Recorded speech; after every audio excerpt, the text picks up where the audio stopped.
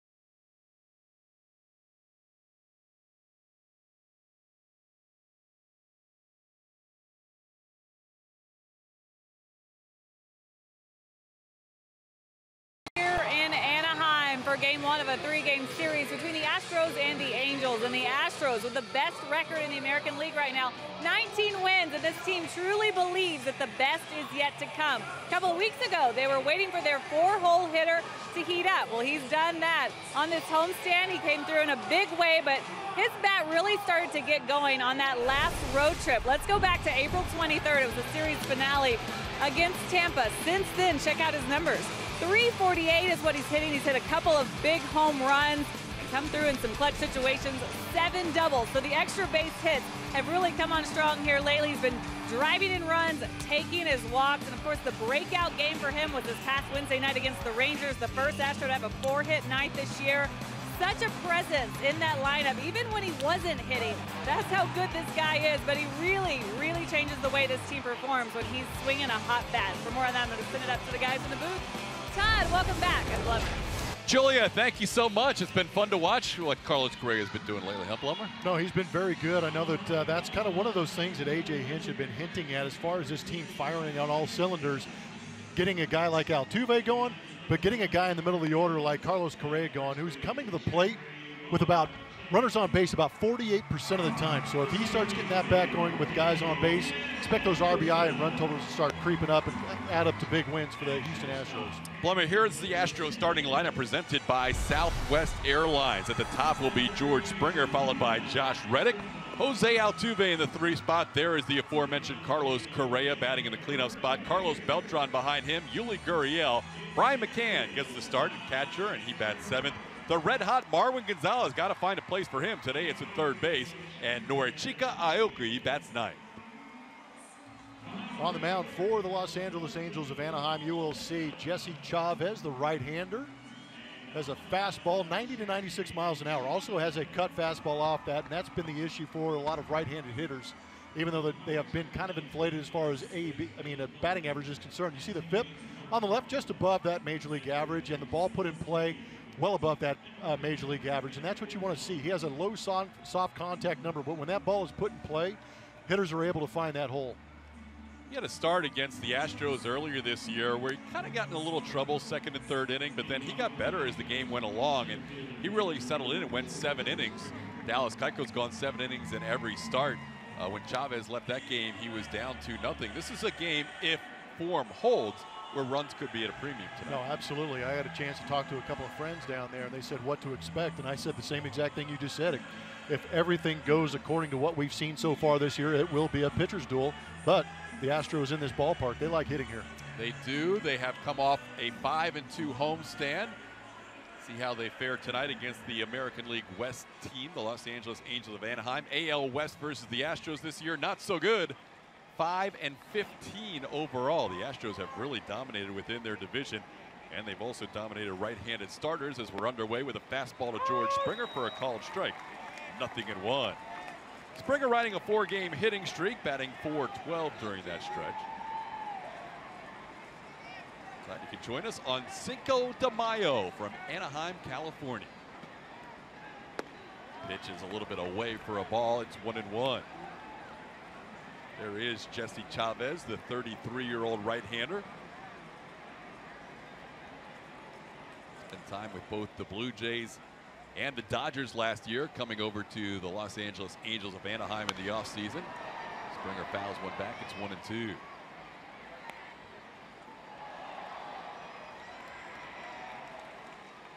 He's always, no matter where he's been, Oakland, Toronto, Dodgers, Kansas City, he's always done well against the Astros. 22 games he has pitched against the Astros, and you are correct. This season, making his 6th start, 4.5 ERA. He pitches very well against these Houston Astros. The Astros, for me, have had a tough time covering that outer portion of the plate if they're right-handed hitters, and that's usually where that cutter goes, and he was very cutter, or I should say he was cutter heavy last time the Astros saw him. He's gone more, it seems like, with secondary pitches this year than we've seen in the past. A lot more sliders, a lot more changeups. You mentioned the cutter. Pitches fouled away, and with the Astros being such a good fastball hitting team, tonight Chavez, tomorrow J.C. Ramirez, those are guys that don't throw the fastball a lot. You would think that Houston may not get the fastball at least the next couple of games as much as they would hope. Yeah, those scouting reports are out there, and obviously they do their homework. And Chavez has 22 appearances against these guys with some success, so he has a good idea of how to go out there. You just like to see the Astro hitters adjust to what Jesse Chavez is going out there with. That time he missed with a fastball away and extended at bat here for George Springer to start this game. Just a 3-game road trip this weekend series, then an off day at home for the first time in 2017. What are we going to do? We're going to party like it's Cinco de Mayo. Here's the 3-2 pitch from Chavez. It's away, ball 4. Springer draws a walk to start this game. Well, and you saw in our MD Anderson strike zone that they are staying away from George Springer. Not only is that a good idea because the man can drive the ball out of the ballpark, but you've got to be careful because he will get on base with that good strike zone command that he does have. Josh Reddick, the hitter, batting in the number 2 spot tonight, playing in right field. See Josh's numbers on the year better here in the last few weeks as he has hit over 300 in his last 2 weeks of baseball. Reddick takes a pitch away for a ball, 1-0. Astros coming off winning 3 out of 4 against the Texas Rangers. Starting the night with a 19-10 record. The Angels coming in at 15-15 are in second place. That's a 4.5 game cushion for the Astros early on. Reddick swings and sends one high into the air. Mike Trout comes in. Looks like the hamstring's fine as he makes the play for out number 1. We got time to play, and it is going to be brought to you by Toyota. With the Astros here in Anaheim, you're going to take a look at what Jose Altuve has done. 9 games at Angel Stadium last season. He only went 18 for 36. Yes, that's 500, a batting average. That OPS 1100 plus, 5 steals. Man has been a menace against these Angels hitters, but loves being here, and I think it's a good transition for him. One of the few guys at that last homestand that really started to scuffle in that Rangers series because it seemed like the Rangers pitchers were attacking him a little bit differently. But a new, fresh start in that gray uniform. We know he loves hitting on the road, but here at Anaheim's extra special for him. You mentioned they were attacking him differently. What were they doing to him that kept him off balance? Power sliders. It was nothing but sliders. I know that Altuve wanted to attack that fastball and try and turn and burn a little bit, so to speak, and maybe launch a couple of balls, but the more he swung, the more they threw sliders out of the zone, and he continued to chase. Altuve loves hitting on the road. You saw his numbers here at Angel Stadium. By the way, I want to thank everybody for their kind words during that 4-game series where I was gone, and also Brownie did a great job filling in. What did I miss? It was, I mean, fight, throwing at people, benches clearing, of all the time to miss. Marwin became like the greatest hitter ever. Yeah, he's gearing up to get him some Ben Zobrist type numbers the way he's been swinging, if not more. I mean, I was watching from afar, and I couldn't believe what was happening. The bench is clear, the Marwin grand slam, the 2 home run night. He's had a home run now in 5 straight starts. And in 5 different positions. Yeah. And timely clutch hitting. And a chance to sweep a series against a team that has dominated Houston the last 2 years. Didn't work out, 10-4 loss yesterday. But taking 3 out of 4 against Texas. Well, 4-game series are rough as it is. You know, the odds all of a sudden mounted back up against the Houston Astros. But to go into a 3-game set, win it in dramatic fashion, coming back, the big home runs, the grand slam from Marwin Gonzalez, and then to mix in just a pounding on your in-state rival was very nice to see the Astros do. And even in yesterday's 10-4 loss, 16 men left on base. And they were close. They were a couple of hits away from breaking that thing open. 1 out, 1 on, 1 and 2 to Altuve into right field where Cameron Maben backs up and makes the play for out number 2. Let's see how the standings look after that 4-game series. You'll see one of the teams from Texas at the top and the other team at the other end of the standings. Yeah, bookending those standings. Angels in second place with that 500 record, but the Astros took advantage of an opportunity early in the season to stake their claim on the AL West. Rangers and Mariners in a series this weekend while the Astros play the Angels. So that means Oakland's the team playing out of the division. They're at home against the Tigers. All those games on the West Coast, Texas and Seattle, Detroit and Oakland, and of course the Astros here in Anaheim. Here's Carlos Correa as he fouls one back. One of the games during that series was kind of a breakout game for Carlos. It was. Carlos has been making adjustments, and we'll have some time to talk about it.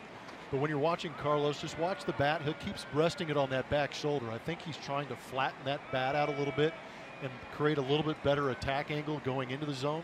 But he really got it done back in Minute Maid Park, that 4-for-4 day, almost hit for the cycle. Balance is a little bit better.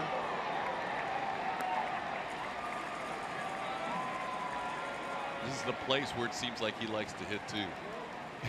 He likes to hit here, but he also likes to drive the ball. This is a big ballpark. It's 390, almost a straightaway left field here in Anaheim, and he still can't hold him.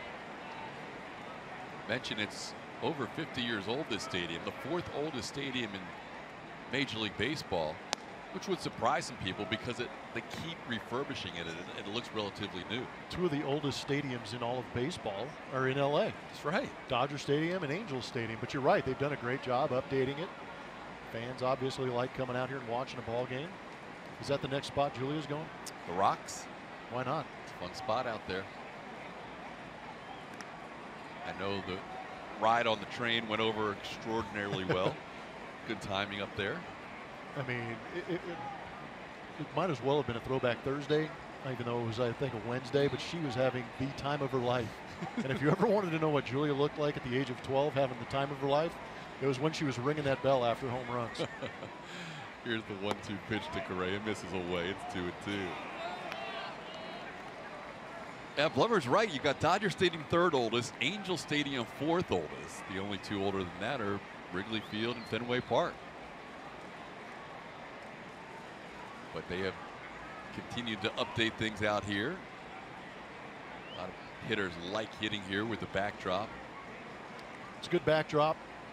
Got a nice grass turf looking thing out there in center field to make a good batting eye. But this is also a great place to hit because the gaps are big, as you see the hedge in center field. But also this is a very fast track on the infield. Balls get, you hit a good firm ground ball, there's a good chance it's going to sneak through here. Leadoff walk to George Springer. A couple of flyouts to Josh Reddick and Jose Altuve. Now Carlos Correa with a 2-2 count.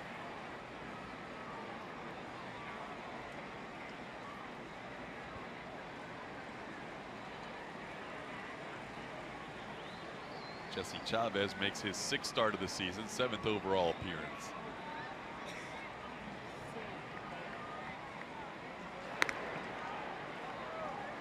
Checking George Springer at first. George still looking for his first steal of the year. It's kind of a crazy number if you think about it. George had pretty good stolen base numbers coming up through the minor leagues, but still looking for that first one here in the big leagues this year.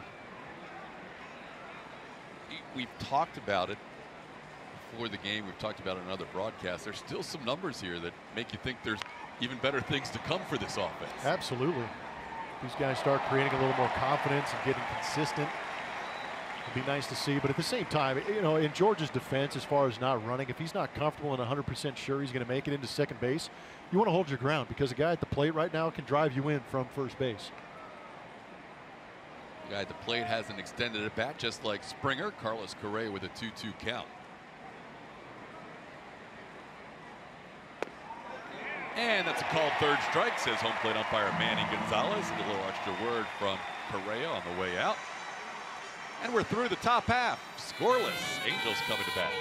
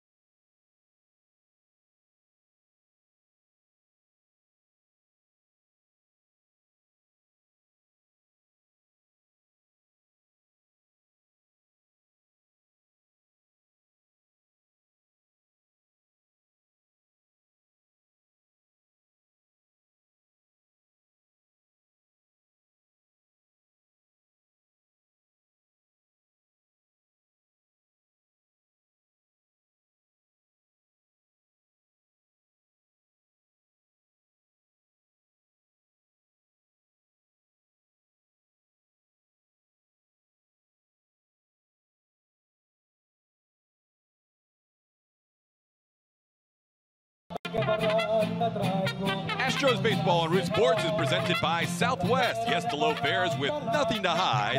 That's transparency. Happy Cinco de Mayo from Anaheim, California. Let's take a look at the Angels lineup presented by Mike Scioscia tonight. Yunel Escobar leads things off. Cameron Maybin in the 2 spot. American League Player of the Month. Mike Trout is hitting third. Albert Pujols, Jeffrey Marte, Andrelton Simmons, Danny Espinosa, Ben Revere, and Martin Maldonado. Dallas Keuchel on the mound for your Houston Astros. AL Pitcher of the Month with that 5-0 record and that 1.21 ERA. We're going to look at some other numbers. His FIP number well underneath the Major League average at 3.40. Hey, a ground ball. Carlos Correa gets tested on the first swing on the first pitch that Dallas Keuchel throws. You got to be careful if you're going to be aggressive. But how about a ground ball out, the ground ball in soft contact way up off Dallas Keuchel, and that BABIP, when the ball is put in play, it's under a 200 average, which is pretty impressive. He has done a very good job of limiting base runners with that fastball early in counts to get ahead of hitters. It's really remarkable to see what Dallas has done so far this year, and rightfully winning the American League Pitcher of the Month award for the 4th time in his career. That's something that no other Astro has ever done. Here's Cameron Maybin.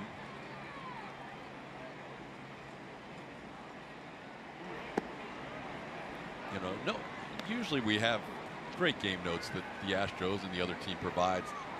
I'll highlight a few things for each pitcher. For Dallas, it's like every single note's unbelievable. I know, I gave up on that fact. There are so many, and then some of the emails and some of the websites we have access to, you just keep reading them over and over again, trying to understand how great they are, and he has been unbelievable so far to start out this season. See his pitch selection so far on the year. He has really kept hitters off balance, and he and Brian McCann have worked very well together. That time it's a hard ground ball, but a ground ball nonetheless that finds its way into the outfield. So Cameron Maybin for the first hit tonight against Dallas Keuchel. Time now for our forward spray chart with Mike Trout coming up to the dish. Career versus Dallas Keuchel, these are just outs. The ground outs will not be highlighted. The strikeouts have been highlighted. He had a lot of success going up and in with that fastball against Mike Trout. But the down and in, the changeups are those little blue dots below the zone, out of the zone that create some chase, but there's very good depth on both those pitches. It's tough to get Mike Trout out, down in the zone. You have to have a little extra movement on it. But what he does is he creates good movement away, along with creating good movement in. So it's tough to guess and figure out which way he's going. One of the things that spray chart highlights is they don't get him out with an outside pitch very often. No, he has very good plate coverage.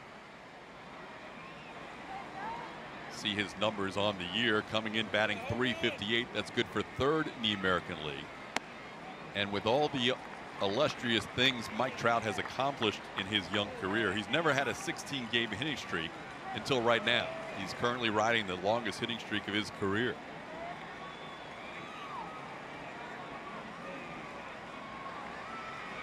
Day off yesterday, nursing a little tightness in the hamstring, but obviously nothing too serious, where Mike Scioscia has him out in center field tonight, and it's now 2-1.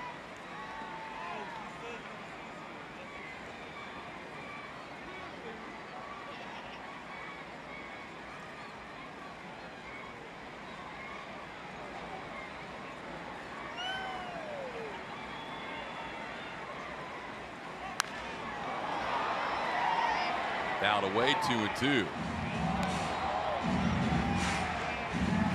So change up on the 2-0 pitch. Challenge him a little bit on that 2-1 pitch, and Trout fouled it away. Pitchers try and mess with your rhythm, your timing a little bit. The 2-0 changeup is a hitter's count where they look fastball, so you pull the string, you get the swing and miss. Try and slow that bat down, then back it up with a fastball, force the hitter to speed it back up, but staying well away from Mike Trout. Now they want to come in on the hands of Trout. Keuchel bounces it up there. Good read by Maybin. He gets a start towards second, and he is in there safely.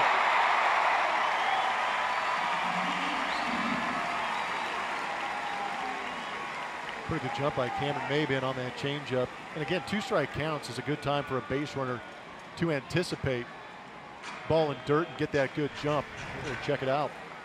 And we're going to check it out. Well out front of home plate. McCann does a good job of keeping it right in front. Quickly gets that delivery off. That might be what they're challenging, is Maben coming off the bag while Altuve keeps the tag on. I mean, it wasn't even close to the end of the 30-second time limit that A.J. Hinch has to review a play, so somebody saw something in a hurry.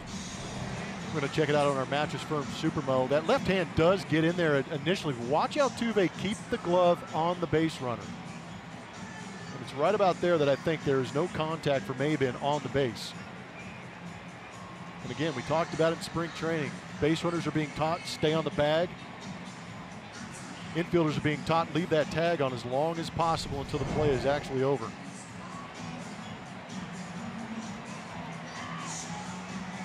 It was hard to see on that one angle whether the hand came off before the foot got to the bag. So if this is a review that goes in the favor of the Astros, it's maybe one of those where they have to marry up two different shots and see if the hand was off the bag before the foot got to the bag. And Blummer, this is something, as all infielders, you have to play the game differently now with review, with the tag staying on the runner. It's actually taken some of the fun out for me as an infielder, because you could sell the out call every once in a while if the ball beat the guy in plenty of time, swipe tag, show it to the umpire, and the umpire would look at you and, man, he looks confident, he's out. You can't do that anymore. All right, quick review, he's out. How about it? Good call. Job by the Astros to see that quickly. Maben beat the throw initially. Altuve staying with the tag. Got him while Maben was off the bag. This will be a good look at it right here. Another camera angle from that left field corner. Cat-like reflexes from McCann. But Altuve keeps that glove, and it might have been on that hip right there, just for a split second.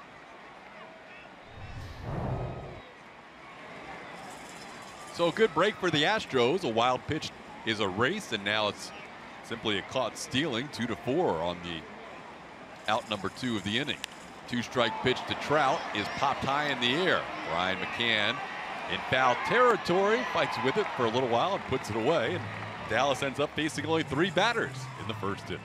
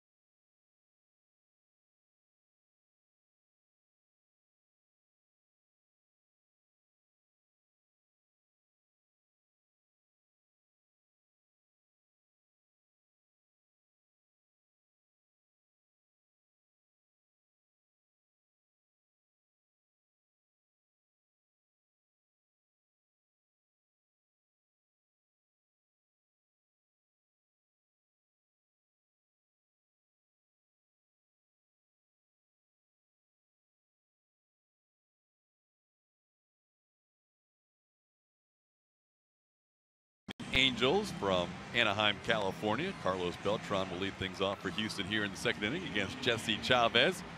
Astros with Dallas Keuchel on the mound tonight. Means Lance McCullers Jr. will be on the mound tomorrow for the Stros, and they'll wrap up the series with Mike Fiers here on Sunday afternoon before returning home for the off day. Here's Beltran. Carlos coming in batting .245, .236 as a left-handed hitter. A couple of home runs have both come as a left-hand hitter. Pleasant but cool evening, coolish for Southern California. You're from around here. 63 is a little on the cool side, right? Oh, but May gray, June gloom, standard operating procedures. I'm talking to my wife today. She's, how's California? I said, you know, May gray, 60 degrees. She's like, oh, it's 75 and sunny. No humidity here in Houston. So she's very happy to be back in Houston right now while I had a sweatshirt on all day. There you go. There's the forecast. Uh-oh. That's the actual forecast. That's the real forecast? Do we have a Julia forecast even when it's in the 60s or not? Oh, come on. Born and bred Texas girl? 60s is too much for her? I'm still learning. There's a Julia chill factor in all those forecasts. Nothing into the count to Carlos Beltran. Jesse Chavez walked the first batter of the game, George Springer, and then retired the next 3. And a called third strike. Chavez challenged him with a fastball and picked up his second strikeout. What's the next forecast, Plummer? Oh, it's actually pretty good. Perfect right now. But that last line, freezing in an hour. Okay, but seriously, I had to buy a sweater today. I did. I went in full panic. I went and bought a sweater. The sun never came out. That is hilarious. May Gray. The 50s are coming here in Southern California. The marine layer. There's Yuli Gurriel with a base hit up the middle. Astros have their first hit and second base runner. So, what is a story? We have a story from Julie. Is this a sweater story? Or? No. Oh, okay. Go ahead, Julie. I wanted to actually do some work here. You know, after that Rangers series of taking 3 of 4 from Texas, A.J. Hinch actually told me before today's game he's thrilled with the way that they got through that. It was a very intense series. Some things happening there, emotional wins for these guys. What he'll look for now is for them to not have a lull, to not drop in their high level of play that they've been having, and he doesn't think they're going to because of the group he's put together, because of how mature these players are. It's on to the next. It's all about the Angels now, and they know they need this series just as bad as the one that they played against the Rangers. That's a really, really good point. And Blummer, you've been on a lot of teams where you play your rival. Is there a different? I know 162. It's hard to get up the exact same way for every game. Is there a challenge of getting up for that next series as McCann shoots one foul after you play such a heated, intense rival? There can be, but when you have quality ball clubs like you see the Houston Astros having right now, and you know, some of the teams that I did play on that were successful, and one was in San Diego where we won the West a couple of years, but our rival was the Los Angeles Dodgers. Whether it was at our place or their place, they were some pretty good battles, much like we saw the Rangers and Astros go through. And the mentality that we took out of those series is, yes, we played very well against our rival, but at the same time, we knew that we could take care of them by beating other teams. So you almost take that mentality of beating up on your rival against other teams, because you know if you take care of your own business, somebody else takes care of that rival, you jump them again, and that's, you know, a couple more bragging rights as far as wins are concerned. A ball smoked towards second. Espinosa makes the play. Yuli Gurriel loses his helmet on his way back to first. Brian McCann couldn't hit the ball much harder, but it results in an out. That ball was smoked, but you take that rival mentality everywhere you go, and hopefully it pays off. As well as that ball was hit, there was better reaction from Yuli Gurriel getting back and not getting doubled up. Good read. And I've got to think that going into that series, Houston was very confident about the way they were playing. Coming out of that series, they feel even better. Even in yesterday's loss, continuing to put pressure on the Rangers bullpen, and it felt like, you know, the Rangers bullpen was just trying to get to that finish line at the end of the day. They were almost trying to give that game away to the Houston Astros with all the base runners they were leaving on. 10+ walks, I think, in that game, all at 11, I believe. So there were plenty of opportunities. But again, it's going to happen when you do play 162 games. You're not going to drive every single runner in. Except for the guys that play. Yes, this guy can. He's driven in. I think he's driven in every single runner for about a week, it seems. Marwin Gonzalez. It was the Rangers versus Marwin. It really was amazing. With 5 straight starts with a home run, 6 in 6 games, had a pinch hit appearance in there. You know, his numbers would be even more impressive. And there's a pitch down low. You know, this is a guy that doesn't hit a whole lot of home runs in his career. He's got sneaky pop, but he's never had the amount of ABs to really string together enough ABs and a consistency to start driving the ball out and see what he can do. But I keep hearing AJ and Dave, the hitting coach Dave Hudgens, talking about strike zone command. He's not chasing out of the zone very often. And for me, in watching Marwin Gonzalez over the last couple of years, take a peek at some highlights of him driving fastballs, is he's laid off the slider down and in from both sides. And when he does that, pitchers realize they can't get him to swing and miss. They're forced to do what you're seeing in those highlights is throw him fastballs in the zone. He is a very good fastball hitter. Valid one there, back to the screen. 2-0 count, force the pitcher to get, or 2-1 count, force the pitcher to throw a strike because he doesn't want to fall behind. 3-1. Marwin finds himself tied for third in the American League in home runs. So AJ, of course, is challenged by trying to find him a start every night. It's just a matter of giving somebody the day off. In this case, it's Alex Bregman. So Marwin has become the super utility turned into an everyday player at a different position every night.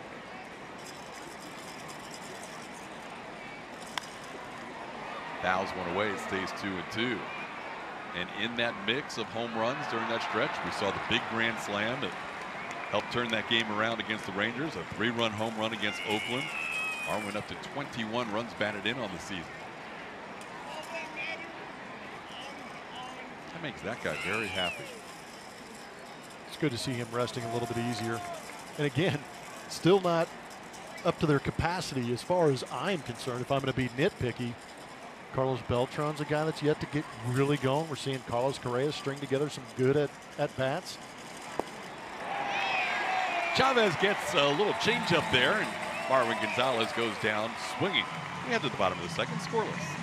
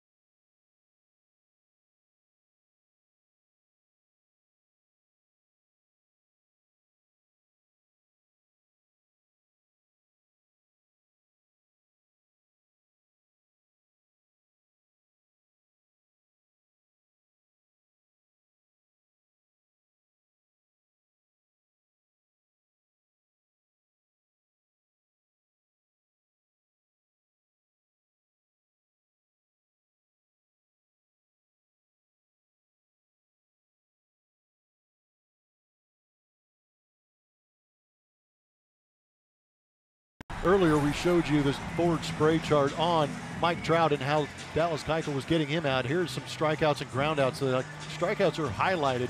You can see working him in a little bit, set him off, get it standing up, and then throw that changeup and fastball away. That's what Dallas Keuchel has done very good, but a little bit different looking zone, staying down against Albert Pujols, because we know that top third of the strike zone is where he's been known to drive the baseball. It is interesting to see the difference between those two, because a lot more work on the outside part of the plate against Pujols, and as you said, a lot more down in the zone than Trout, who likes the ball down. Pujols does not have very good numbers in his career against Dallas Keuchel, coming in just above 200. And he's down 0-1, but he drills this one to center field deep. This one's heading towards and over the wall, all the way onto the batter's eye tarp, and it's a 1-0 Angels lead on Albert Pujols' 4th home run of the year.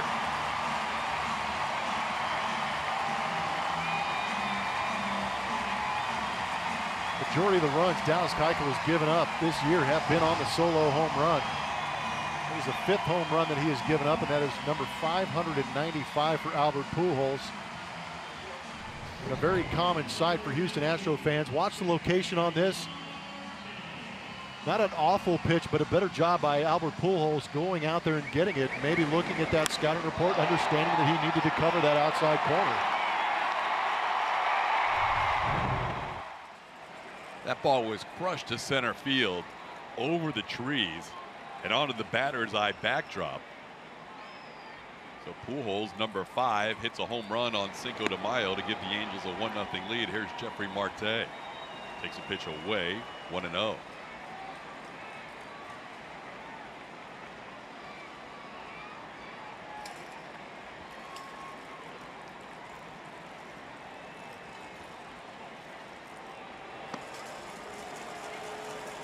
Pujols is creeping up on the all-time RBI list, too. He's now 3 away from Carl Yastrzemski for number 11 all-time in RBIs. 595. As Plummer said, his home run total. Only 8 players have hit 600 home runs in their career. 2-0 pitch down low. Now Keuchel has missed with 3 straight after the solo home run by Pujols. Well, Dallas had the benefit of an overturned call at second base in the first inning to only face 3 batters. And Pujols gets him here to start the second. And a 4-pitch walk to Marte. That's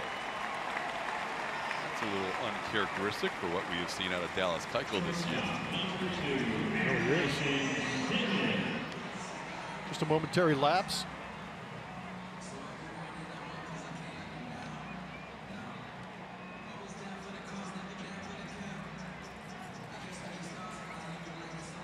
So here is Andrelton Simmons.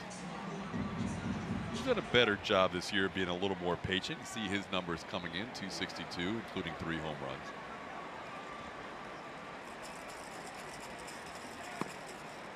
Takes a pitch down low. And that's 5 straight out of the zone after the home run by Pujols.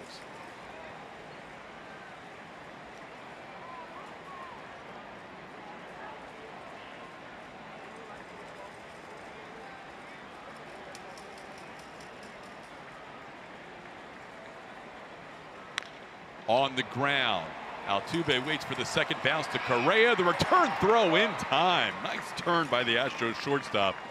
And now the bases are cleared and 2 outs. Just another Dallas Keuchel double play with the runner on. It's a good way to eliminate that walk that he just gave out. Not hit very hard either. Simmons can run a little bit, but Carlos Correa with the quick exchange and cannon.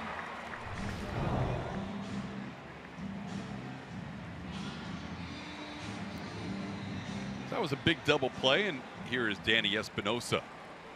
See his numbers on the year. Espinosa spent his entire career in the National League with the Washington Nationals until this season. And he's around a bunt against Keuchel and takes a pitch out of the zone, ball 1.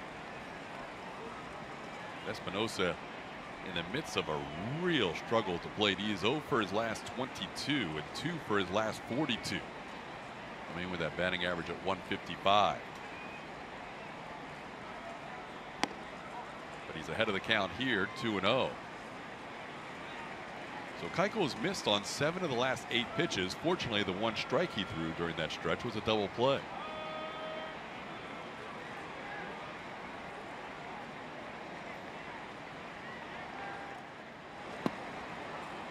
Now it's 2-1.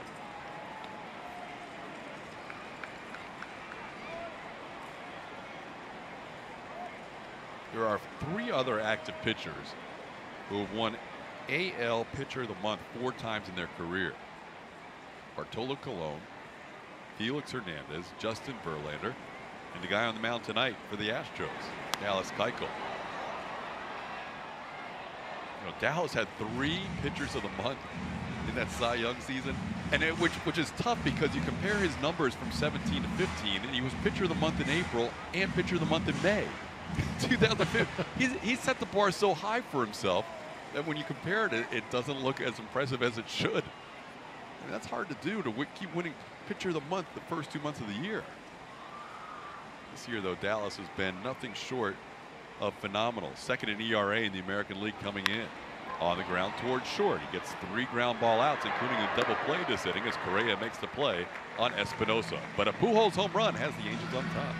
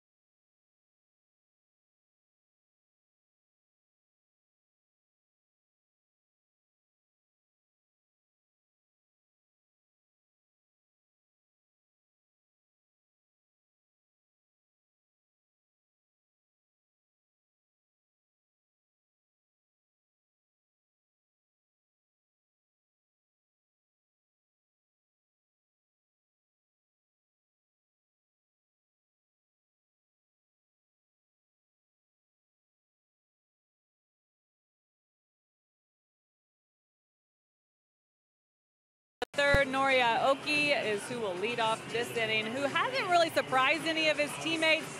They've known this about Aoki as far as his consistency at the plate, but his defense has been really good. They're very pleased with what he's been able to do for this team. You know, he gunned down Mike Napoli the other night at home plate. Pretty impressive stuff. But his preparedness, that's what everyone's been impressed with. The amount of work, there it is right there, that nice play. Everyone loving on Aoki. It's hard not to smile watching these guys celebrate with him. But the preparedness that I was saying, you know, this is where he has really impressed his teammates with what he's doing behind the scenes in order to get himself ready for each and every game, guys. Yeah, it is a whole different level of work ethic, I think, when Japanese players get ready for a game compared to an American player. And I think to the point where AJ would like him on his off days to do a little bit less work when he gives him the off days. He takes a breaking ball from Jesse Chavez for a strike, 0-1.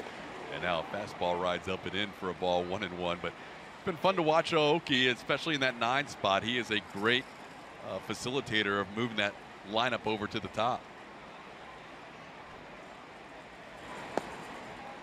There's a strike that was perfectly placed, 1-2.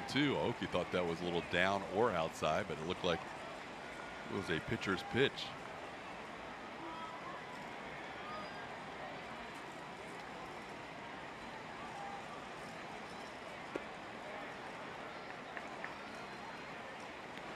Two and 2 the count to Nori Aoki, followed by George Springer and Josh Reddick. Astros trailing 1-0 on an Albert Pujols home run for the 595th time in his major league career.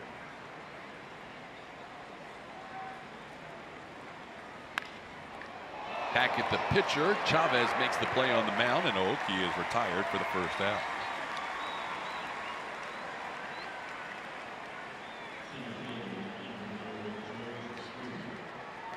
One thing that Chavez seems to be doing well this year is it seems like he's using that changeup a little bit more. Had some success with it this year. Saw it against Marwin Gonzalez. He punched him out on that changeup, and considering the state of mind that Marwin Gonzalez is in, to get the punch out on him on that changeup gives you an idea of how confident he is in it and how effective it is. Look at the difference from last year to this year in the changeup. You look at it. I missed you. That's no, it's very good. That changeup has been very good. And when you go out there as a starting pitcher, Jesse Chavez has done both starting and relief. You know, relief, you kind of have a tendency to be a little more powerful with the fastball slider combination, occasional changeup. But when you go out there and start a big league ball game, you want to have 3+ pitches. So he has a good fastball. He can hit the mid-90s with it. But there you see the changeup velocity. He takes a good 10 miles an hour off that pitch. It's a good changeup. It seems like that separation has helped him out this year because he is throwing that changeup a lot slower than he did last season. When you get that separation, really last year he was around 87 changeup, 91, 92 fastball. Yeah, it's almost a BP fastball, and it's easier for those big league hitters to adjust a little bit quicker. There's a fastball away. That one's 92. So now it's 3-1. So George Springer in a hitter's count. You could follow along at home to see if Chavez will challenge him here, because he's a guy that relies a lot on secondary pitches, but you also have nobody on base and Springer the second hitter of the inning. He does get a fastball and he fouls it away. That might be the best pitch he sees in this at bat. I agree. Just missed it too.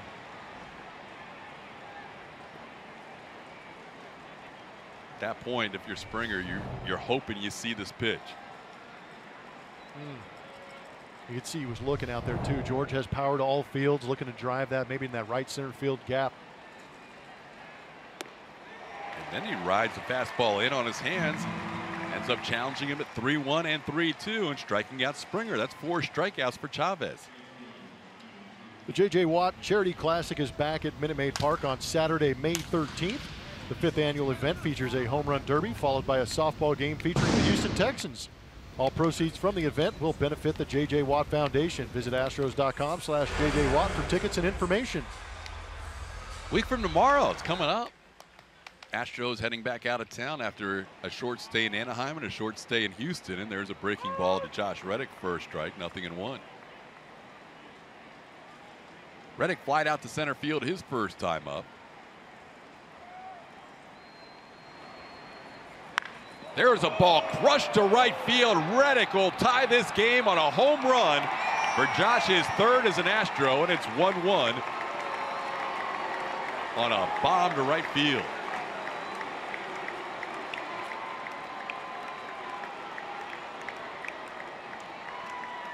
It's like Josh got a pitch elevated, kind of tomahawked it. Some Ric Flair angst behind that.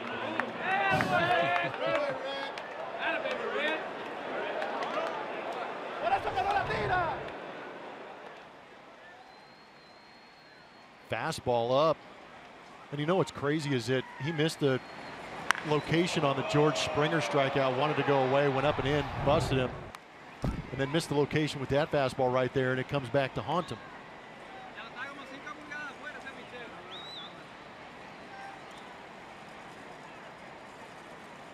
0-1 to Altuve. Reddick with his third home run. We mentioned it's all different spots in the lineup that contribute, as Altuve sends one into center field where Trout should put it away, and does, but we're all tied up at 1 thanks to Josh Reddick with his third home run of the year. A shot to right field.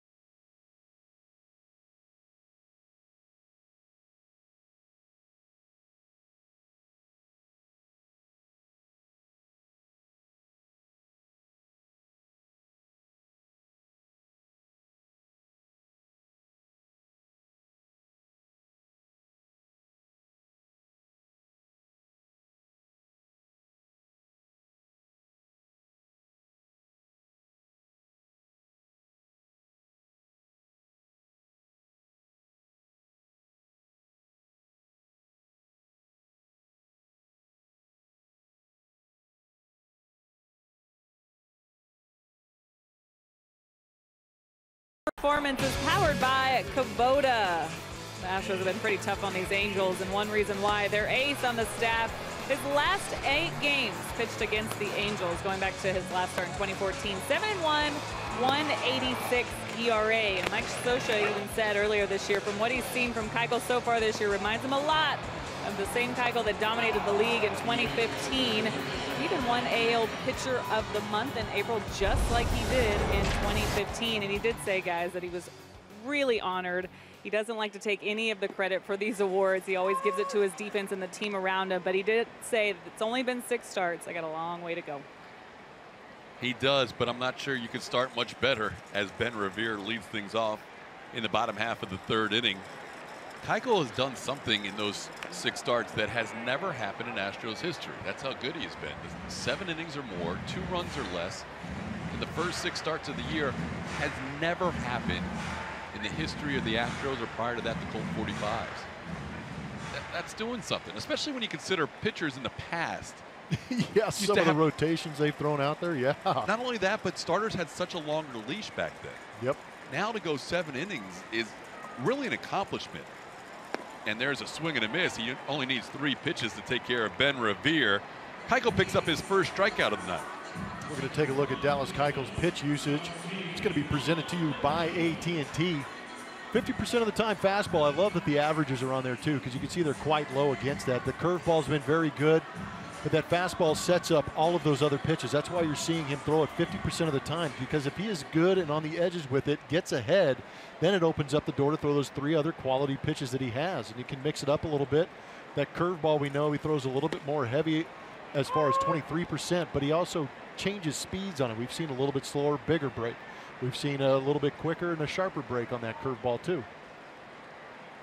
Ahead of Martin Maldonado, 0-1.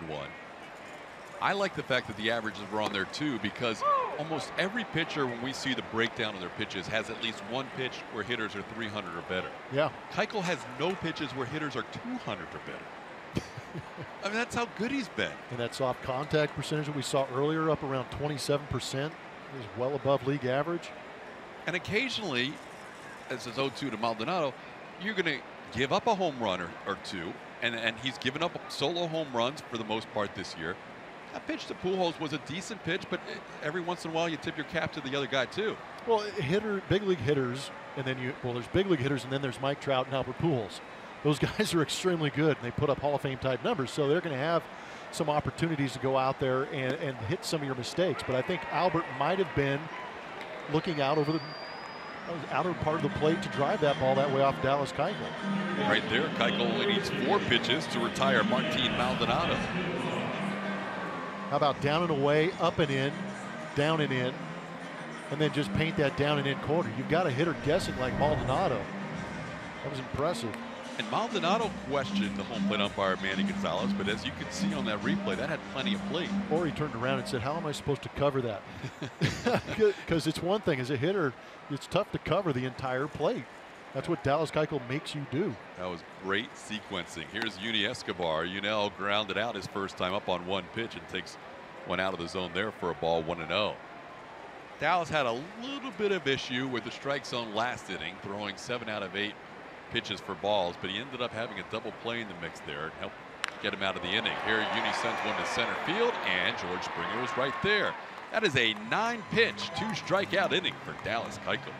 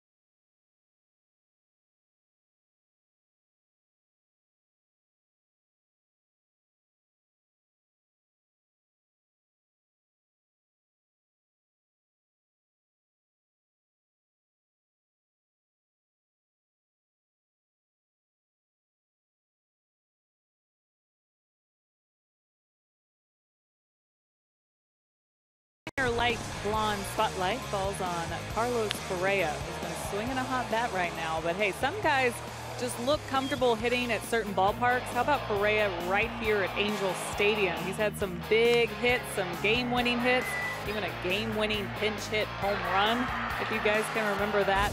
And if you think about it, all those big hits, a lot of extra base hits, a lot of big home runs. Look like he almost... Those, let me tell you real quick, I'm so close to the plate right here, I think everything is going a long way because of how loud it is. So when I pause like that, that's why. But I'm talking about slugging percentage for him. He's 14th career slugging percentage of all time right here. And he's got a long way to go in his career, but so far he's looking good at this ballpark. Hit the ball hard there, Julia, but right at Cameron Maben, so a quick right turn into the dugout for Carlos Correa. He has driven the ball. 2 of his 3 home runs have been to right field. That was a line drive to right. He is doing a lot of work up the middle the other way. We saw that double that he hit was in that left center field gap, the home run going right down the right field line, but he is even taking pitches middle in and forcing that ball back up the middle. I think that's the swing path that he is trying to create. Little cue shot by Carlos Beltran. Chavez makes the play, and he has 2 quick outs. Is that because he was having trouble with the pitch on the outside part in the first few weeks? It's a little bit of what he's trying to do, and he knows that they are trying and beat him in every once in a while, but it's also a supremely talented human being that has the ability to get the barrel inside a middle in pitch and go back up the middle with it, because standard baseball players have a tendency to try and hook it or try and drive it into that left field seats. Yuli Gurriel takes a pitch away for a ball, 1-0. Gurriel with a single his first time up. Astros have 2 hits. Yuli Gurriel's single in the second and Josh Reddick's home run in the third. And here's a fly ball into right field. This could be a 5-pitch half inning after Dallas Keuchel just had a 9-pitch half inning. So back and forth we go. Chavez and Keuchel tied at 1.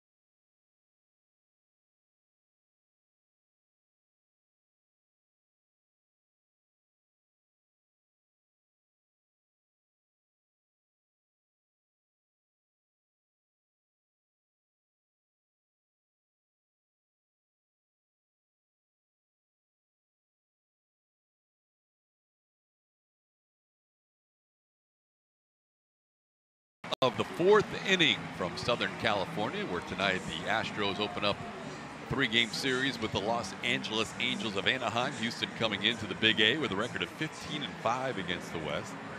And they're tied at 1. A couple of solo home runs. Some Astros fans on a Friday night here in California enjoying a little road baseball. Dallas Keuchel will face the 2, 3, and 4 hitters in the Angels lineup for Mike Scioscia, Cameron Maybin, Mike Trout, Albert Pujols. First pitch is a called strike to Maybin. Maybin has one of the 2 hits tonight as he singled to right field, then tried to advance on a wild pitch, initially ruled safe.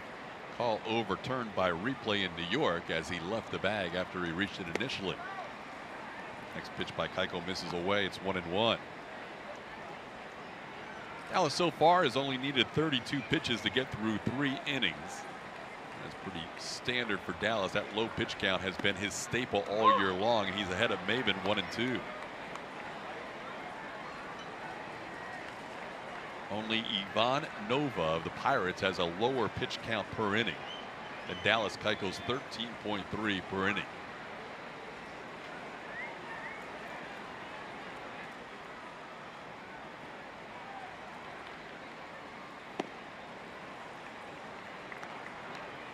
A lot of that is inducing the double play ground ball, which we saw in the second inning after a walk and falling behind Andrelton Simmons, getting a double play on the 1-0 pitch.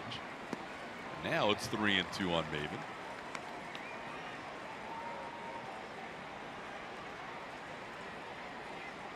Ten, 13-9, and as you can see, one of the more extended at-bats of the evening here with Maybin at the plate with a 3-2 count. And he loses them. So Dallas, after getting ahead, walks Cameron Maybin. Julia? Everyone needs to open up their Twitter app, follow us at Root Sports SW, and vote in tonight's Chevy Stroh poll. We ask you, which Angels player do the Astros need to control the most in order to get the win? Is it Mike Trout, Albert Pujols, or somebody else? And here comes Mike Trout. And asking guys around the clubhouse, the matchup of Keuchel versus Trout, what's it like? And they said, you know, the biggest key for him is to keep Trout guessing, and you do it with different velocities, or Keuchel does at least. He's been making Trout respect the inside, and he's not afraid to climb the ladder, but it's been working for him. It is a chess match, and you can't get Trout out the same way every time, but Keuchel has had success with at least keeping him in the ballpark, guys.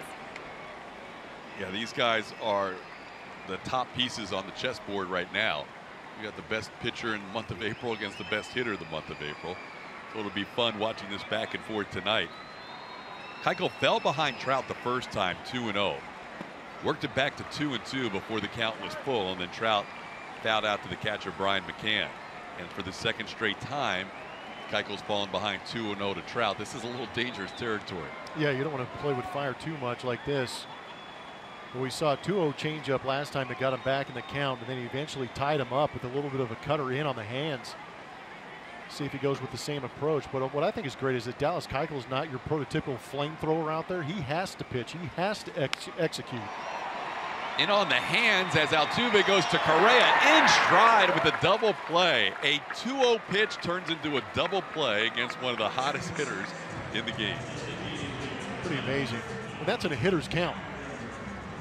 That's an MVP candidate year in, year out in Mike Trout in a hitter's count against the AL's best pitcher so far this season. And he gets blown up on a one-hopper for a double play that you don't see happen too often with Mike Trout.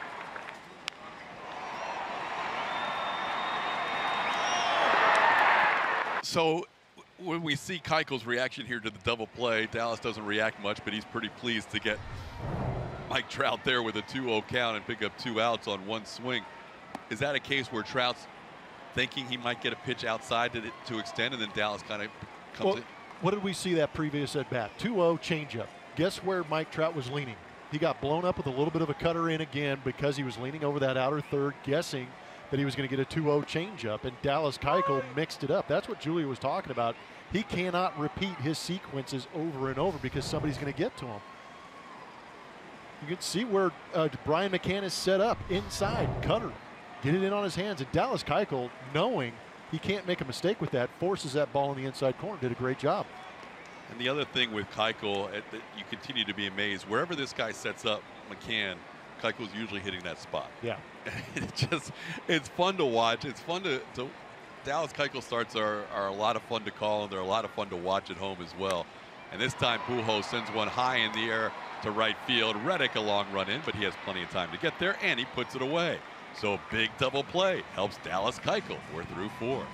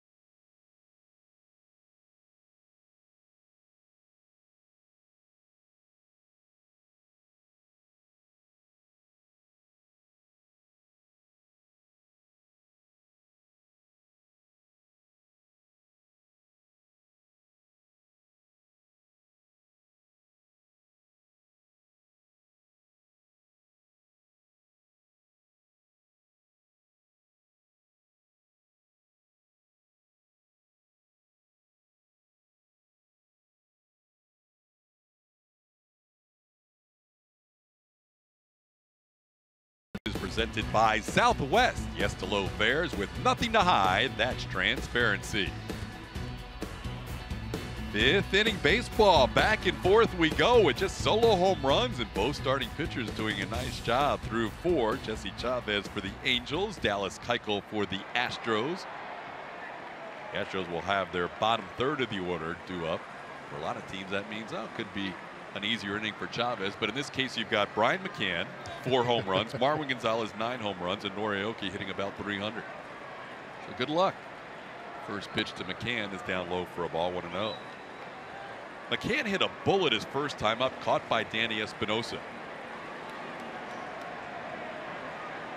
One thing Brian McCann said when he came over from the Yankees, he was tired of seeing 3 men on the right side of the infield. This time the Angels only have 2 on the right side, but one of them is the first baseman who makes the play, Jeffrey Marte, for the first out. Julia?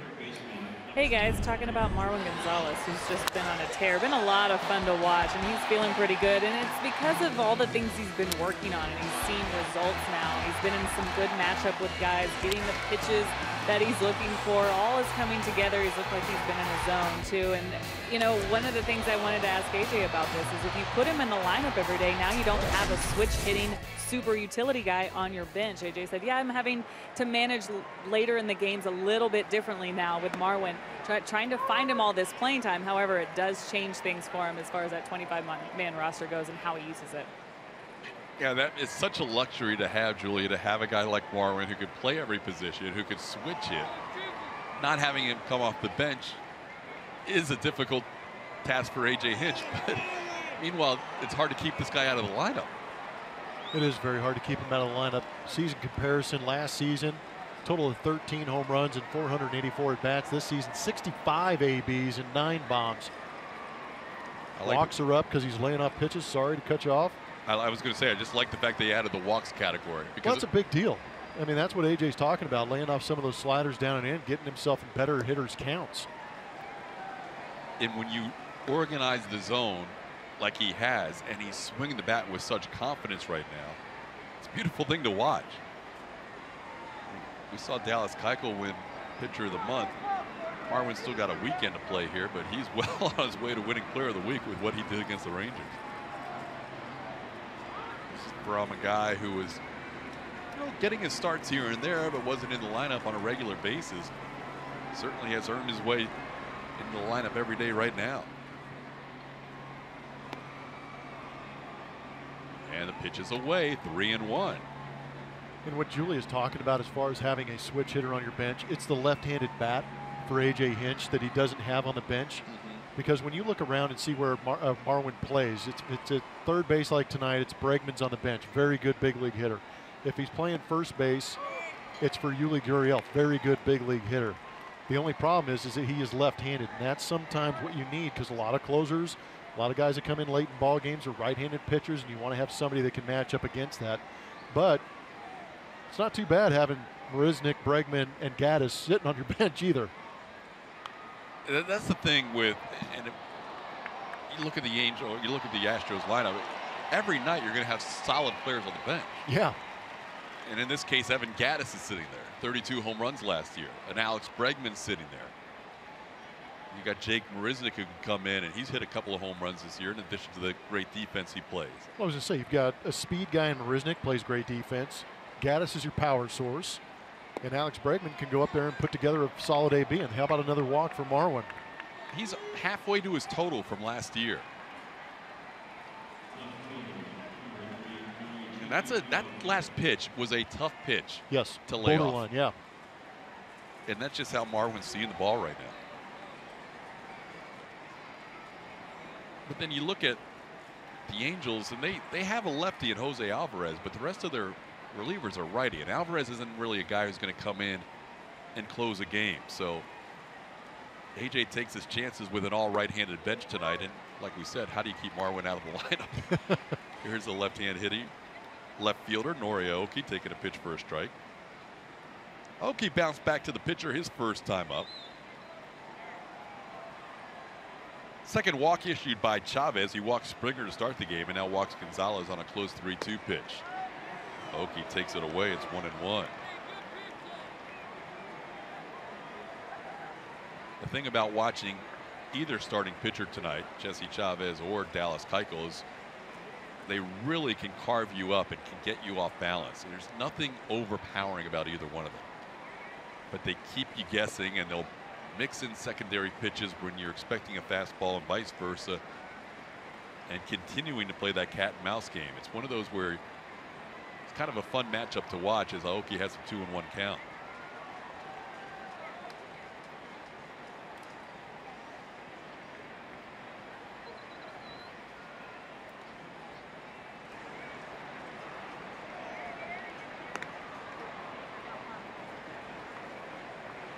Marwin's going so good that Jesse Chavez thinks he can steal bags. Yeah, Marwin has a couple of steals this year, but normally not going to steal a whole lot of bases. Although he has the ability to every once in a while. Nora Aoki is at the plate with a 2-1 count and slices one foul. Chavez's longest outing of the year came in that game at Minute Maid Park against the Astros, a 7-inning, 7-hit, 2-run, 1 earned run line. California guy who grew up just 45 miles from Angel Stadium.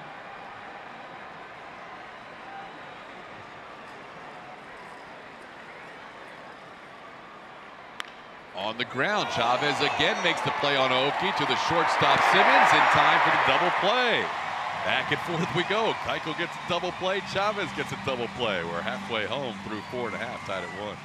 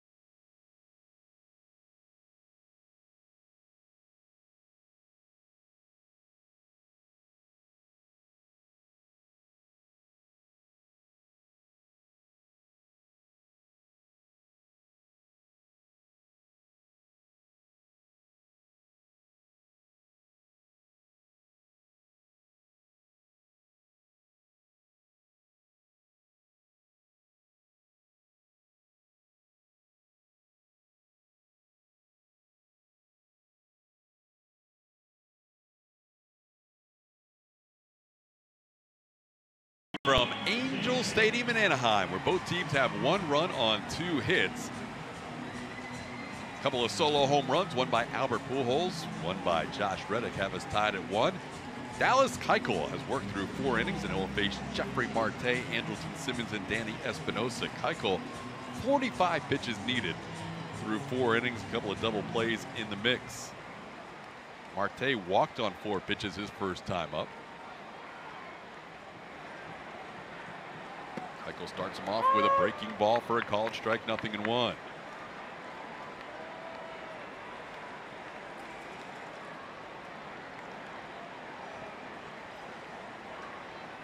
Angels coming off a series where they lost 2 out of 3 to the Mariners and gave up a lot of runs in that series. Up at Safeco Field, 11-3 loss last night, 8-7 loss the night before. They won the opener in 11 innings, 6-4. On the ground foul. It's 1 ball and 2 strikes. We thought this might be a game where Keuchel and Chavez could keep things pretty close to the vest, and so far it's lived up to it, with both pitchers doing a good job through 4 for Keuchel and through 5 for Chavez.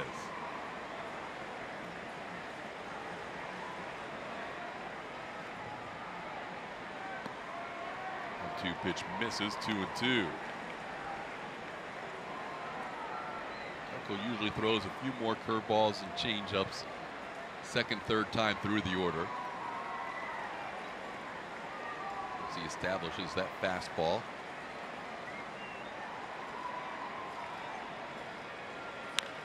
On the ground towards third, Marwin Gonzalez with the sidearm throw in time. 1 out in the 5th. Connect to Astros baseball all season long with the MLB.com at-bat mobile app. Customize the app for the Astros and get awesome stuff all year by subscribing to at-bat Premium. Blackout and other restrictions do apply. Download MLB.com at-bat today, the #1 app for live Astros baseball. Andrelton Simmons grounded into one of those 2 double plays on the night. Simmons takes a strike, 0-1. How many times hitters shake their head on Dallas Keuchel?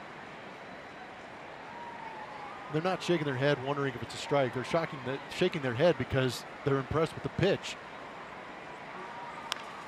Popped in the air. Should be an easy play for Carlos Correa. Didn't have to move far from that shortstop position. And there's 2 away. Oh, we're on. Yeah, Hi, we're Blummer. big time. Yeah, we're big time. It's a good thing I kept my tie on. It's a nice night here in Southern California. It is, and Dallas Keuchel is throwing a very good game already. Another solo home run. It's kind of interesting to see that the runs that he has given up have been the home run. He's a ground ball pitcher down in the zone, but sometimes a couple of guys get underneath it and launch it. And when you look at the runs he's given up this year, the majority are on those solo home runs.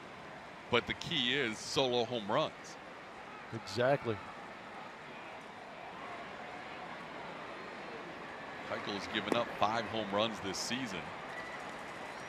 He's only allowed 7 runs. So, and one of them, he wasn't even in the game. It was an inherited run that came around to score. Yep. So 5 home runs, 7 runs total. You can do the math. It's almost all solo home runs, and just 2 other runs have scored other than that. Here's Danny Espinosa, who grounded out his first time up. It is 1-1. Well, when Mike Scioscia and the rest of the league notices, you know, one of the big question marks coming into the season was how is Dallas Keuchel going to be in 2017? And I don't think anybody, even Dallas's biggest fan, even himself, could have imagined it could have gone this well early on. And it's 1-2. Really is remarkable. Well, that injury that he downplayed last year, the left shoulder inflammation, bothered him a little more than he wanted anyone to know last year. Obviously, you don't want to give the opponents too much of an advantage, but whenever you come off of a year like last year, when you had such success 2 years ago, you wonder where things are going to be. And so far, it has looked like 2015 Dallas Keuchel. Misses there. It's 2-2.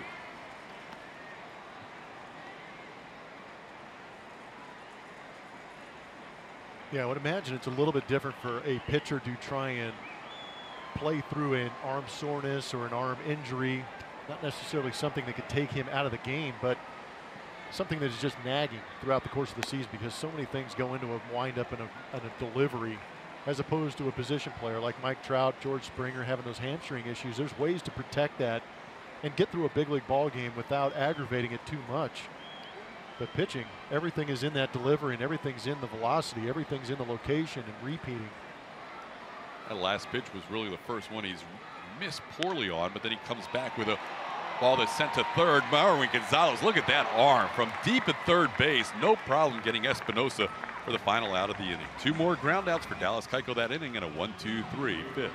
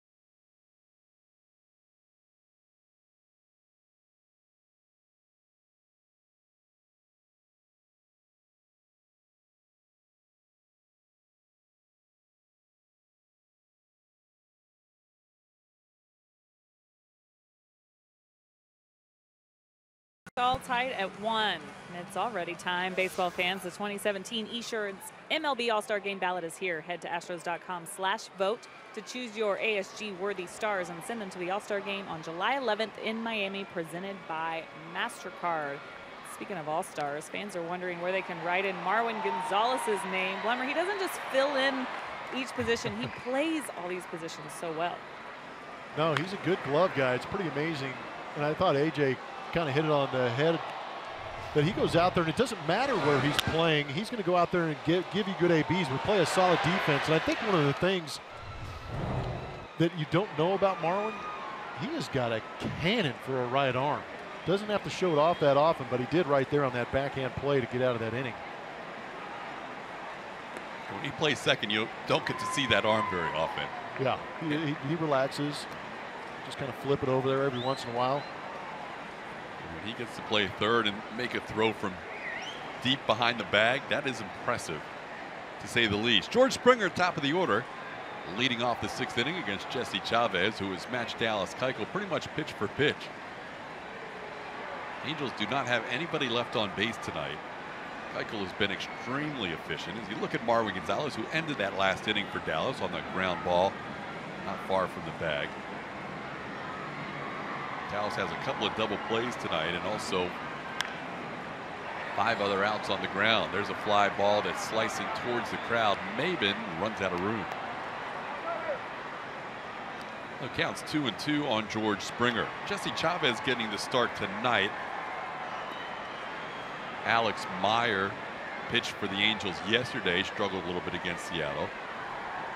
They made a roster move after the game because they used, and you're right, one of their guys out of the bullpen for 4 innings, but the Angels trying to find 5 healthy guys in that rotation. Meyer was the last one to get a chance to start. And they're still considering whether he will make another start for Mike Scioscia.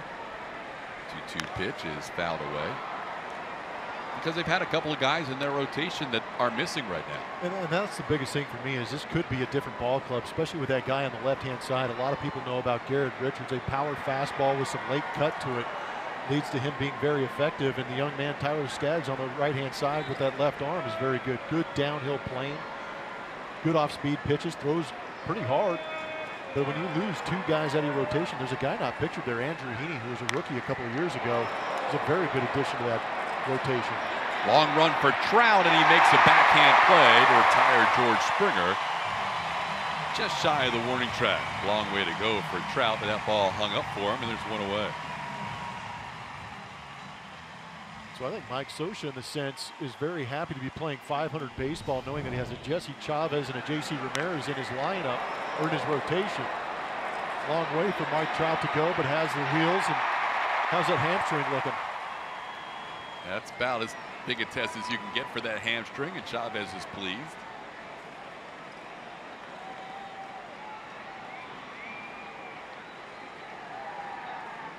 Trout had to cover a lot of ground against Springer. Now Josh Reddick. Reddick has the 1 run for the Astros put on the board with his 3rd home run of the year. It was a well-struck baseball to right field.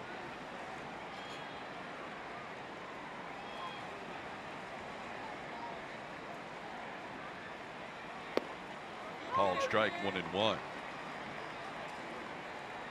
Yeah, I would say that you're right. 15 and 15, they have to be pretty happy considering the injuries, but those are some big names, including Heaney, as you mentioned, that are missing from this rotation. The Angels are trying to work around, and it's 1-2. And really, you know, you look at Felix with Seattle. Cole Hamels missed his start in that series against the Astros. There are some arms here in the AL West that are missing from some of the other teams other than the Astros. If you're looking at things on a whole and you're trying to say how are the Astros going to match up this year, I think we'll get a good idea, because they've played so many games in the West and they've been successful at it. But this is the year where it lines up pretty good for the Houston Astros to make a run at that AL West title. The A's had been missing Sonny Gray for a while. Now Sean Manaea goes down, so there have been a share of injuries to starters around the division. The pitch is inside, and it hasn't missed the Astros either. I mean, people forget Colin McHugh. You know, it was good to see him out here today, and he's on the road trip with the team. 3-2 the count. But he tossed today for the first time in the outfield, which is a step in the right direction. But once he's able to throw, it's still going to be a couple of months before he gets game ready. Trying to build up strength in that shoulder. There he is, Colin McHugh, throwing a baseball. We haven't seen that in a little while. The idea is we could get an update from Julia, but I think he's going to throw again in a couple of days as Josh Reddick sends one into left field, and a nice play by Ben Revere in left to retire Josh Reddick for the second out. Jesse Chavez getting a little outfield defense this inning. Center fielder Mike Trout picked him up on a long run on George Springer's ball. Now it's Ben Revere's turn. It's a cavernous left field here in Angels Stadium. Looked like it was going to be a drop shot for Josh Reddick out in front of Ben Revere, but a nice sliding play. I think the toughest play for an outfielder is diving straight in. Good play.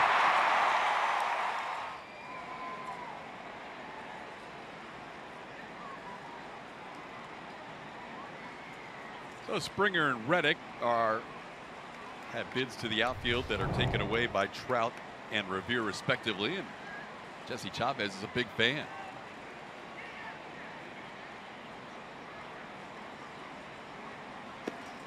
Chavez's reactions and his opponent's reaction, Dallas Keuchel's, are a little bit different. Dallas just gives you a little look every once in a while. It's that unspoken respect. Just kind of looks at you, gives you a head nod, says, yeah, you better make that play behind me. No, I'm just kidding. Even the one Correa made for his complete game, which is probably the last batter he was going to face that night. Yeah. Just kind of an acknowledgement, but not a huge reaction. But all starting pitchers love when they get some defense behind them. And in this inning, the Angels have made a couple of pretty good plays. 1-2 the count on Jose Altuve. Carlos Correa wouldn't mind getting a shot this inning. Haven't been a lot of chances for either side.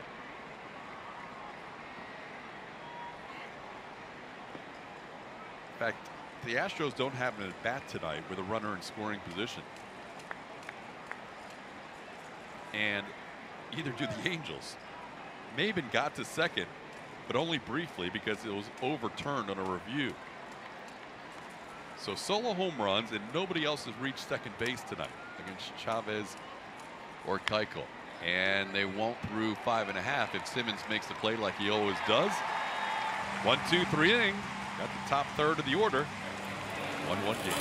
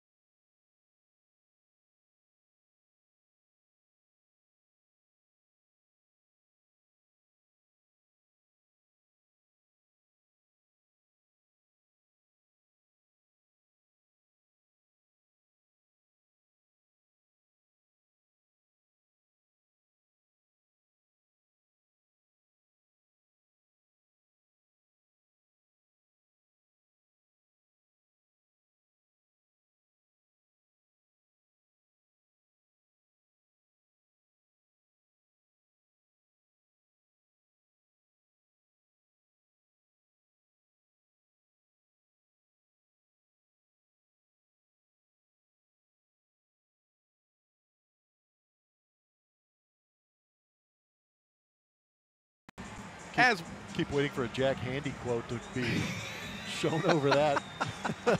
You know? Yeah, that's good stuff. Always fun to come out here to the Angels Stadium. Beautiful ballpark. The water falls out in center field.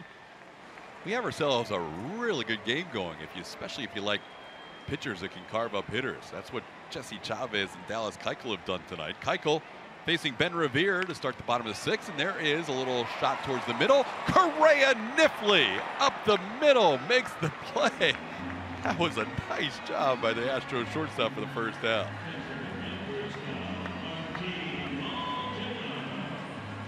Yeah, that was a pretty good play. There's a lot going on this ground ball. Ben Revere gets blown up, so that ball has already got a lot of English on it. But how about the quick glove work to snag that on that short hop? It's almost an in-between hop. He caught that ball behind him and then brings it forward and throws a laser to first base to get Ben Revere. That is not easy to do. But again, I'm always talking about how do you create a strong throw to first. Did you see him with that shoulder square up towards first base?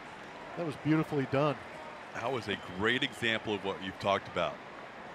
And you're right. He actually corralled that ball off to his side, almost behind him, to give him a little more time to react to that. And guys that don't have that quick release, like you'll see Andrelton Simmons kind of make some flips and some sidearms. A guy for me was Alfredo Griffin, who's the first base coach here for the Angels, made a lot of sidearm throws quick.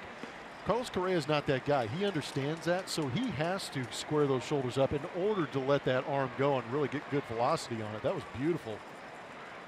Martin Maldonado, the batter, one of 2 strikeout victims for Dallas Keuchel tonight. He hasn't struck out anybody except for in the 3rd inning when he got Revere and Maldonado back to back. And we go back to that play, and it's on our Super Mo, which is beautiful. That is behind the fielder. That is incredible. But the footwork, he didn't cross over his feet. He shuffled, which was beautiful. But that lead shoulder, you just saw right there when the guys in the truck froze it perfectly, was lined up towards first base. That was expertly done. And I've got to think you always want to make plays like that for any pitcher, but you can get into a rhythm behind Dallas Keuchel that probably you can't get in behind most pitchers, because he gets the sign and he throws. And he's usually around the zone. And he's pitching to contact. He's not trying to strike everybody out. He's not going to go to the 3-2 counts on every hitter. He is going to throw 13 pitches every single inning, and you need to be on your toes. That's great as a defender. He threw 13 in the 4th, 13 in the 5th. Now he gets a fly ball, pretty well hit to center field, sending Springer all the way back. He's to the track, he's to the wall, this ball's gone. Martin Maldonado hits his first home run of the season, and the Angels have their 2nd solo home run of the night and lead it 2-1. Wow, did that ball keep carrying? Ball really seems to be carrying this evening here in Anaheim.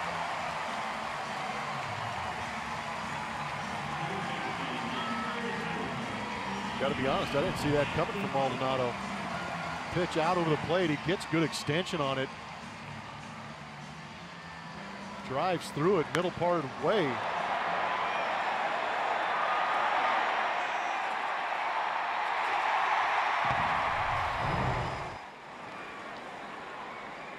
Yunel Escobar past Keuchel into center field. Dallas always feels like he should make every play. A little frustrated.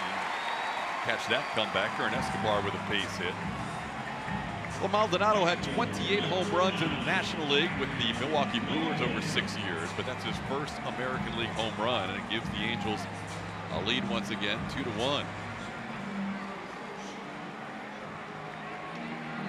Here's Cameron Maybin. He's been on base twice, a single and a walk.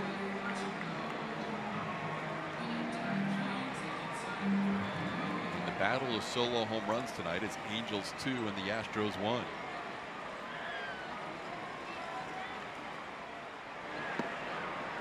Pitch low to Maybin, 1-0. That was a towering fly ball to center field. Off the bat, it was so high in the air you weren't sure if it would have the distance, but Maldonado really got a lot of that 3-1 pitch. No, I'm with you. I was shocked. I thought George Springer had a beat on it. I thought it was going to be warning track. There goes the runner. McCann's throw. Great pick by Altuve, and they get Escobar trying to steal. You know, Escobar looking at Jose Altuve like, how did you make that play? And Brian McCann giving a point out to Jose Altuve, because we saw this at home at Minute Maid Park on another caught stealing, and it was due to the fact that McCann did a good job of being quick, but it was a great pick and tag by Jose Altuve. picking each other up. That's what these guys do. Good teams give each other a chance to get those outs. That was a great play. Escobar, who didn't steal a base last season, gets caught stealing here. He's 0 for 2 on the season. And now Cameron Maybin with a 1-1 count. And now it's 1-2.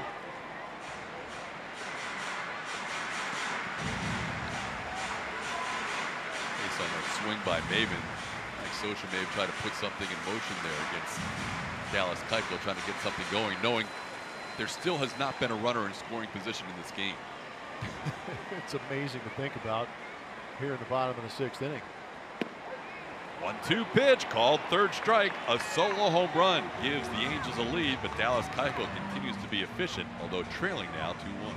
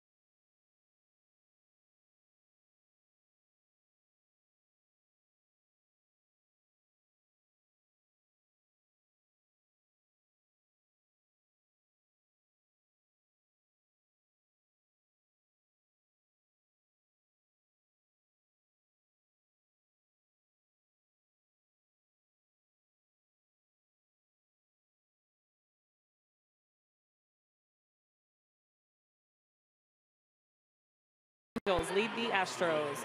Raise your glass and cheer on the Astros Friday, May 19th at Pinot in the Park, presented by Houston Methodist. Special ticket packages are available with the first 500 purchases receiving a Pinot in the Park cosmetic bag. For more info, visit astros.com/Pinot today. You've been to one of those, haven't you, Julia? I have. What was it like? Well, it's fabulous if you like wine and baseball.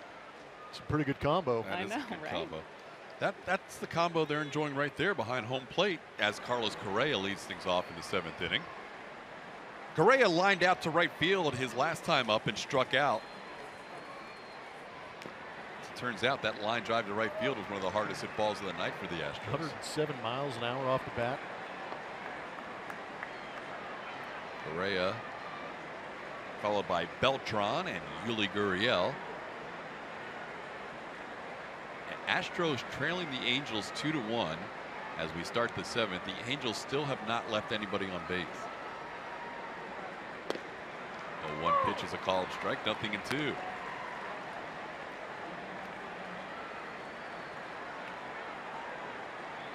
'85 pitches through 6 for Jesse Chavez, 69 pitches through 6 for Dallas Keuchel.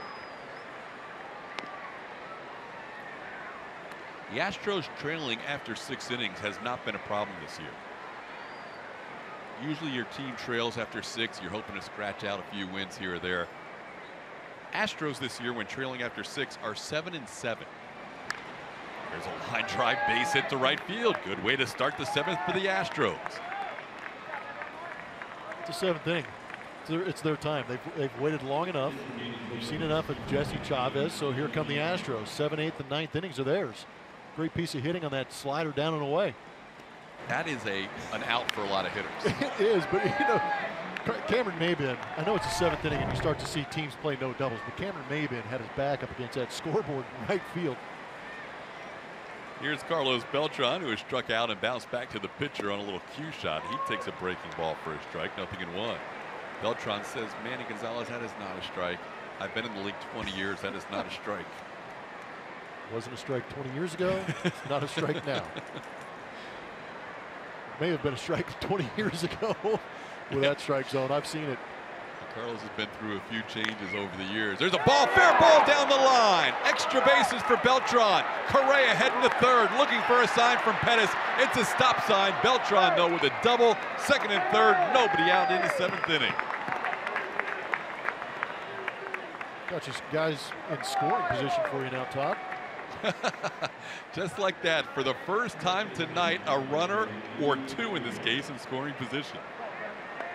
It's good to see for the Houston Astros. It's very good to see Carlos Beltran sneak one down that first baseline, going all the way into right field. Marte coming well off the bag, unable to get back there and field that ball.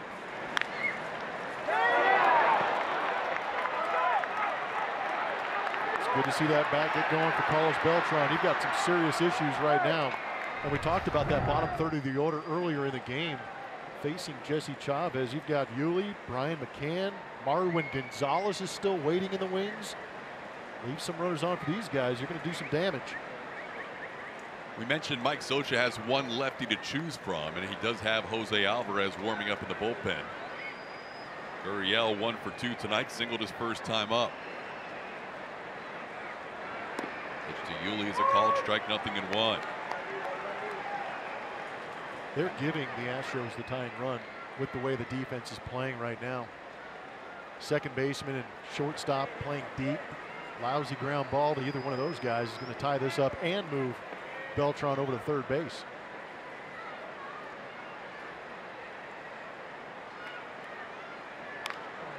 Popped up, shallow right field, deep second base. Espinosa, the second baseman, makes the play. No chance for Correa to tag.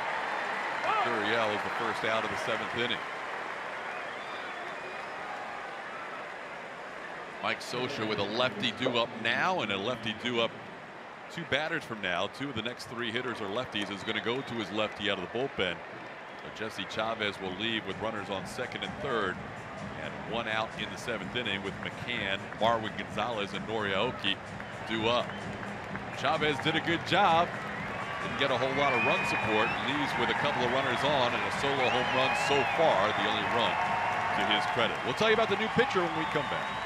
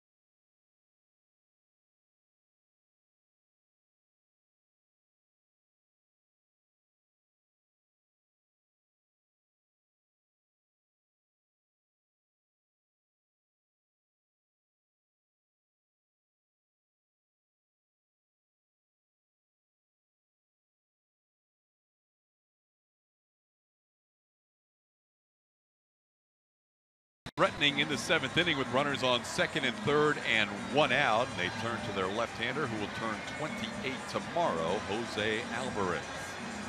He has pitched in 4 of the last 6 games, going 3 1/3 innings of scoreless baseball. You have a look at his numbers, making his 17th appearance on that season. The whip is well under 1 at .55, doing a very good job. Fastball at 91, also has a changeup, curveball, cutter, slider, kind of brings everything at you.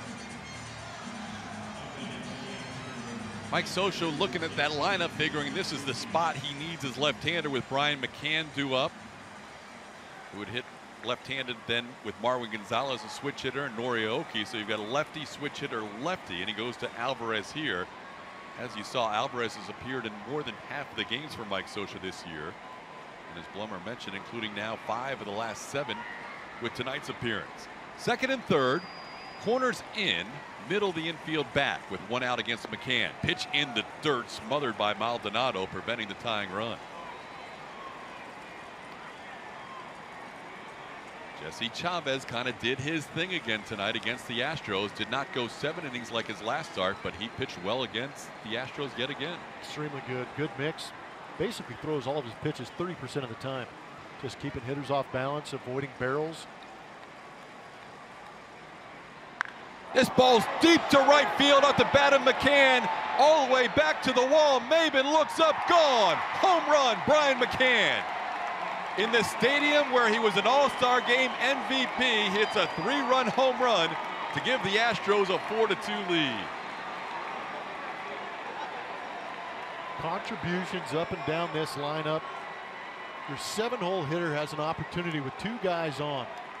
Not only did he get a pitch he could elevate and hit to the outfield for that potential sacrifice fly, he ends up hitting a sac fly in the seats. 3-run jack. The best sac fly of all. Oh yeah, nice leisurely stroll on a Southern California night. Brian McCann, lefty on lefty, hits a huge 3-run home run, and the Astros trailing 2-1 coming into this inning, now lead it 4-2. McCann's 5th home run of the year and his 2nd against left-hand pitching. And a frustrating evening ends for Jesse Chavez. He goes 6 1/3 innings and ends up allowing 3 runs, 2 of them coming home on that last home run. Pitch from Alvarez is away, 2-0.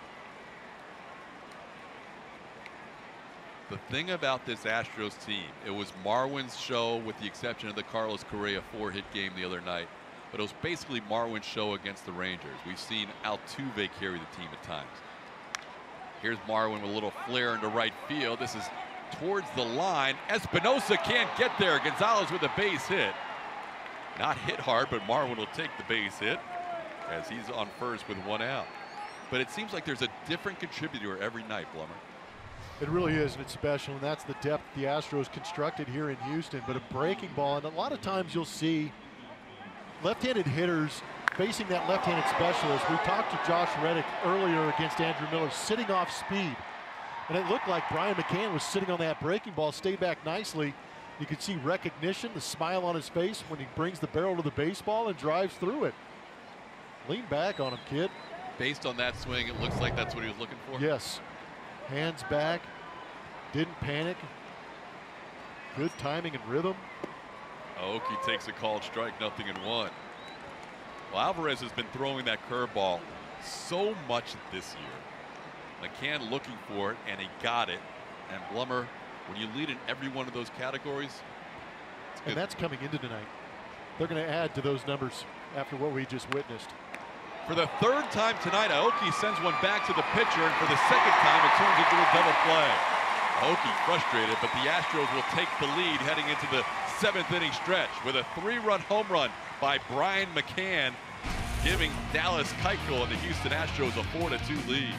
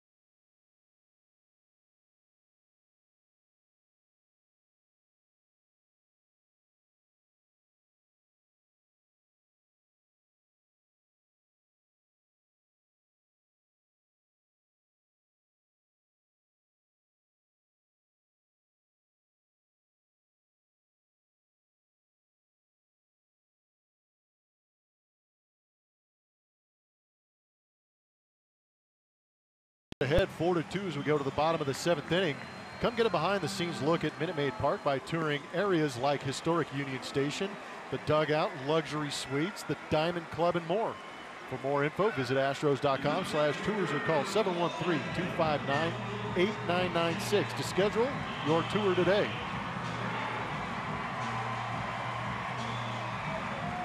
Well, we head to the bottom half of the 7th inning. Brian McCann and Mike Trout with a little conversation going on at home plate as McCann has given the Astros a 4-2 lead and given his battery mate Dallas Keuchel the first lead of the night. But now Keuchel has Trout, Albert Pujols, and Jeffrey Marte to deal with.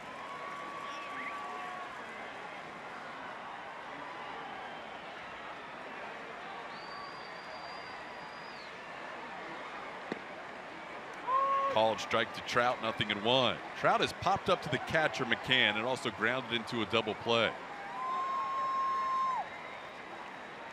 New outfielder for the Astros, Jake Marisnick.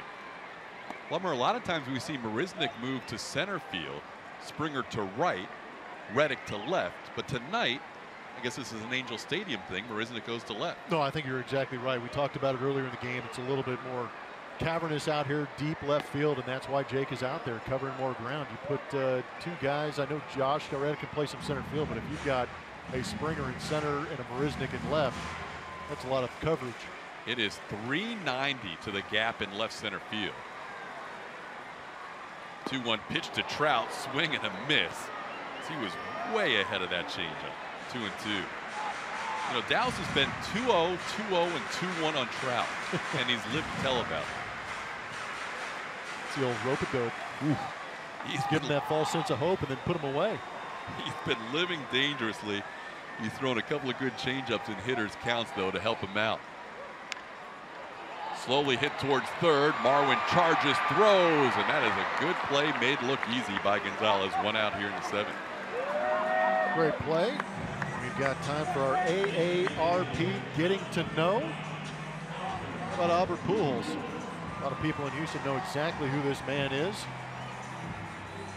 Seen a lot of them. We've seen a lot of those 595 career home runs. 9th all-time in Major League Baseball history. 10-time All-Star. Plenty of years left on that massive contract here in Los Angeles. More home runs against the Astros than anybody.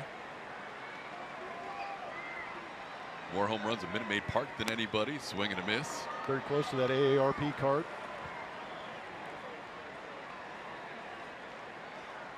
Home run number 595 for number 5 came on May 5th, back in the 2nd inning. Here's the 0-1. It's upstairs, 1-1.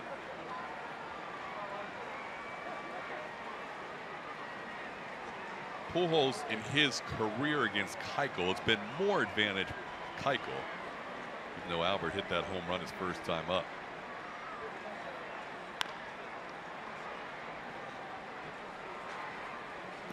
It was Pujols' 3rd career home run against Keuchel, but in 36 at-bats, he has 8 hits.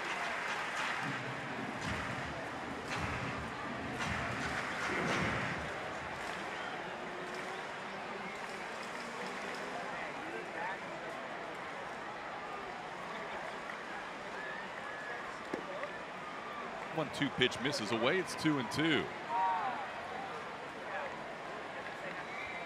All the runs tonight have been via the home run. 3 solo home runs and then the big 3-run home run by Brian McCann in the top half of this inning. Reaching out, a little ground ball to Yuli Gurriel, who will use his Gold Glove pitcher to cover, and there's 2 away.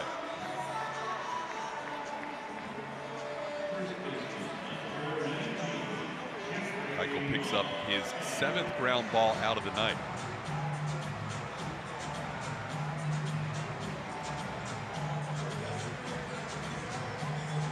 Again, Dallas had a ground ball rate that was better than anybody else in baseball. Ground ball to fly ball rate of 2.86 in his career, and this year he's leading the AL with a 62.8 ground ball percentage. So more of the same from Dallas. If he gets through this inning without allowing a run, it will be his 7th consecutive start, going at least 7 innings of 2 runs or less, obviously he has to continue on, because look at his pitch count. He's only at 80 right now. This is certainly not going to be the end of his night, you would think, if he gets Jeffrey Marte here. It's 2-0. Dallas has allowed the solo home run to Albert Pujols, a solo home run to Martin Maldonado, single by Cameron Maybin, and single by Yunel Escobar. Both Maybin and Escobar were thrown out by Brian McCann trying to advance. Ground ball toward short. Correa to his left. Keuchel has another ground ball out. 3 this inning and a 1-2-3-7. Astros lead it headed to the 8th. It's 4-2.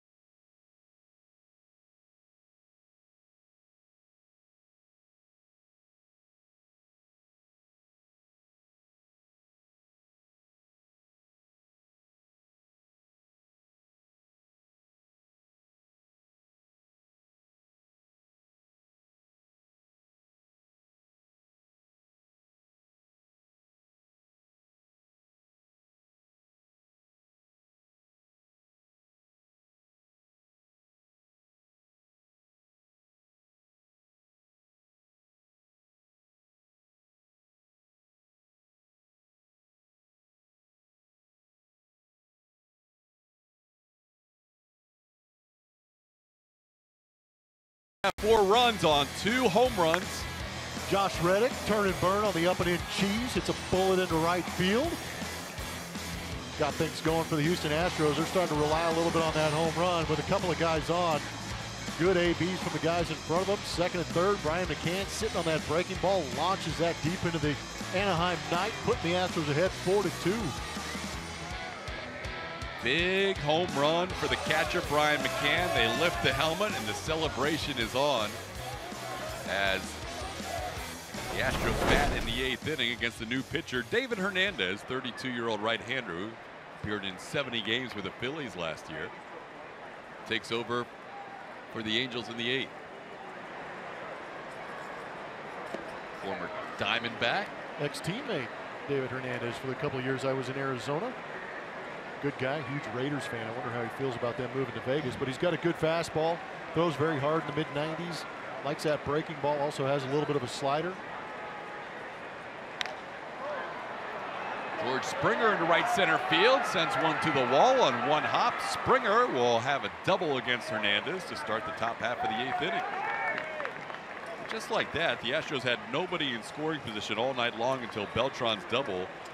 Now 3 runs in the 7th and a leadoff double here in the 8th. Yeah, we may not go on broadcast until about the 7th inning, because really it's just ho-hum until then. But now you're starting to see the Astros come around. They get into opposing teams' bullpens and all of a sudden decide to start to launch. That was a great piece of hitting by George, taking a pitch down and away and shooting that right center field gap where nobody was.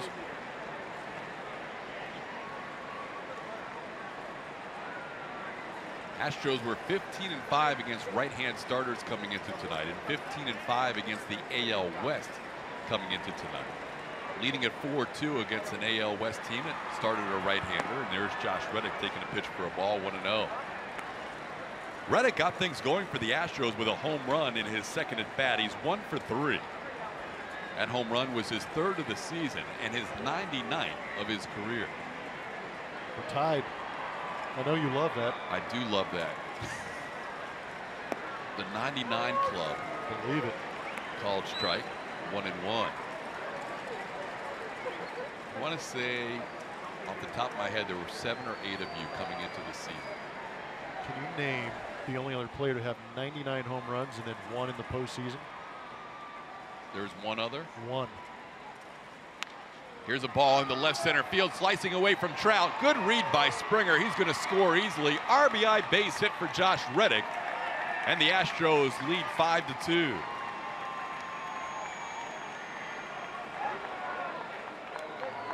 Talk at length about the Astros and their ability to hit with runners in scoring position. They do it again right here, finally getting some guys in that scoring position.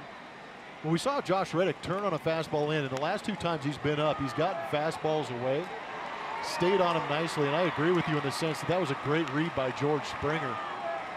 Turned around, took a peek, made sure, and then put his head down and ran as hard as he can into home. Nicely done. Teammates appreciate that. Josh Reddick on a bad read doesn't have an RBI. Yes. No, you you want to have a good time in the clubhouse or a bad time?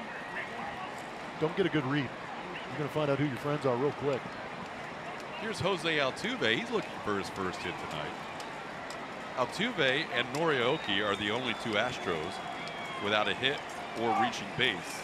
No, actually without a hit, because Marwin had a hit his last time up. So it's a little unusual. Nori batting close to 300, and Altuve coming in over 300, but now just below. Are the only 2 guys without a hit, and now Altuve down to the count 0-2. Altuve coming off a 1-for-6 game in the final game against the Rangers. Looks like he's he's been up and down a little bit this year. Right now, just a little bit in between. Yeah, we know he panics when he's hitting 294. He's like most guys when they get to 194. And a ground ball towards short. Could be 2, and it is. They turn a double play on Jose Altuve. So he'll be pleased with the rest of the team's hitting, but he's a little frustrated with his personal night, as he's now 0-for-4. Treat your employees, host clients, or celebrate a special occasion with an Astros luxury suite at Minute Maid Park. Create memories and have fun in your luxury suite by visiting astros.com/suites or call the Astros premium ticket line at 1-877-9-ASTROS. So 2 outs, bases cleared. Here's Carlos Correa. Correa's last 2 times up, he's hit the ball to the right side, a line drive to right field, and a base hit to right field. He's 1-for-3 in the game. So anyway, going back, who's the 99 home runs in one postseason? Garrett Atkins. Really? With the Colorado Rockies, yep. I think, is David DeJesus on the 99 home run list? I think he might be. I'd have to look it up. Yeah, I think there's if I remember, I saw him on the list. 1-1 the count. And according to our play-by-play radio announcer, Robert Ford, we are all tied at 860th all time. There you go. Top 1,000 in the history of the game. History of the game. You are still the only guy, I told you this before the season, within 10 of 1,000 hits and with 1 shy of 100. In fact, you're the only guy within 50 of 1,000 hits and 1 shy of 100. So you were just like a month away from putting together 1,100 home run career. Unfortunately, my talent expired. But hey, you add the postseason home run, that's an even 100. That's a good number. Oh yeah, it's Astros broadcast, sorry. Excuse me. 99's a good number, Blummer. It is. I was happy with it. I think I hit 46 as an Astro. Did you? Yeah. 46 year 99, there you go. Almost 1/2. Well, Reddick's tied with you now, so Josh makes it a, whatever the list was, and I'll have it for you tomorrow probably. It was either 7 or 8 before the season, so now he adds 1 more. But more than likely, Josh will leave that group soon. He should. 2-2 the count to Carlos Correa. Correa scored on that 3-run home run by Brian McCann. On the ground towards short, Simmons, who started the double play, retires Correa for the final out. But another run added on to Josh Reddick RBI single. It's 5-2.